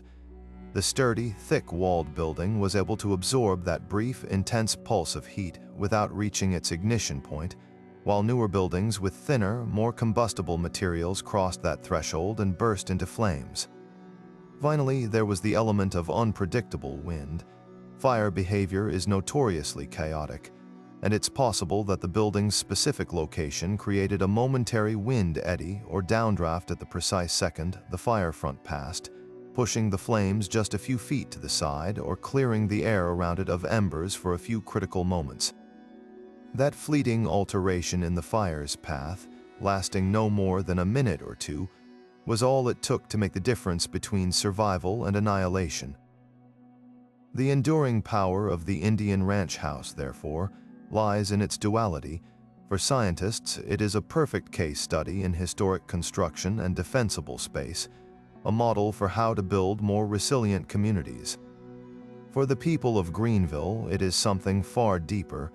It is a touchstone, a physical anchor to the past that proves their history was not completely erased. It has become a solemn gathering place, a symbol that even from the most absolute destruction, something can endure. It stands not as a reminder of what was lost, but as a silent promise that a town's spirit, like its oldest building, is far harder to burn away than it appears. From the geothermal miracle that saved Old Faithful to the calculated cruelty of the painted cave arsonist, these 25 stories paint a breathtaking and often heartbreaking portrait of nature's most primal force. We've witnessed how wildfires can erase towns from the map in hours, yet inexplicably spare a single historic building amidst the ashes. We've seen them forge unlikely alliances between natural enemies in the animal kingdom and reveal the profound heroism within ordinary people, from Hollywood celebrities to incarcerated firefighters. These are not just tales of destruction. They are profound lessons in physics, human psychology, and the awe-inspiring, terrifying power of our planet.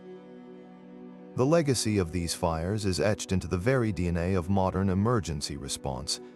The tragic deaths of the Granite Mountain hotshots and the smoke jumpers at Man Gulch were not in vain. They forced a revolution in safety protocols, giving us the 10 standard fire orders and the life-saving fire shelter. The shocking escape of the Cerro Grande prescribed burn led to a complete overhaul of how we manage our forests, instilling a new humility and rigor in fire science. The Creek Fire's impossible rescue mission pushed aviation technology and bravery to their absolute limits, while the Thomas Fire's defense of Mission Santa Barbara became a masterclass in the strategic use of backfires and retardant. Each catastrophe, each near miss, and each miraculous survival has been studied, learned from, and integrated into a constantly evolving playbook for survival. Ultimately, these stories converge on a single, undeniable truth. We are living in a new era of fire. The rules have changed. What was once a seasonal threat confined to wildlands is now a year-round danger that menaces suburban neighborhoods and dense urban centers with equal ferocity. The fires themselves are behaving in ways that defy our old models, generating their own weather systems and moving with a speed that renders escape plans obsolete. This new reality demands a new level of vigilance and preparedness from every one of us. It means understanding the critical importance of defensible space around our homes, having a go bag ready, and heeding evacuation orders without hesitation. Our collective safety now depends on a shared responsibility between scientists, firefighters, policymakers, and every individual who calls fire-prone country home. These stories are a part of our national fabric, a stark reminder of our vulnerability and an enduring testament to our resilience.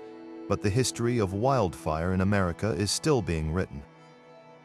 Now we want to hear from you. Did you live through one of these fires? Do you have your own story of a close call, a miraculous escape, or a loss that reshaped your world? Share your experiences in the comments below. Your story is a vital part of this ongoing conversation, and if you were captivated by these 25 strange tales, make sure to subscribe and hit the bell for our next journey into the hidden, unbelievable, and unforgettable stories from American history.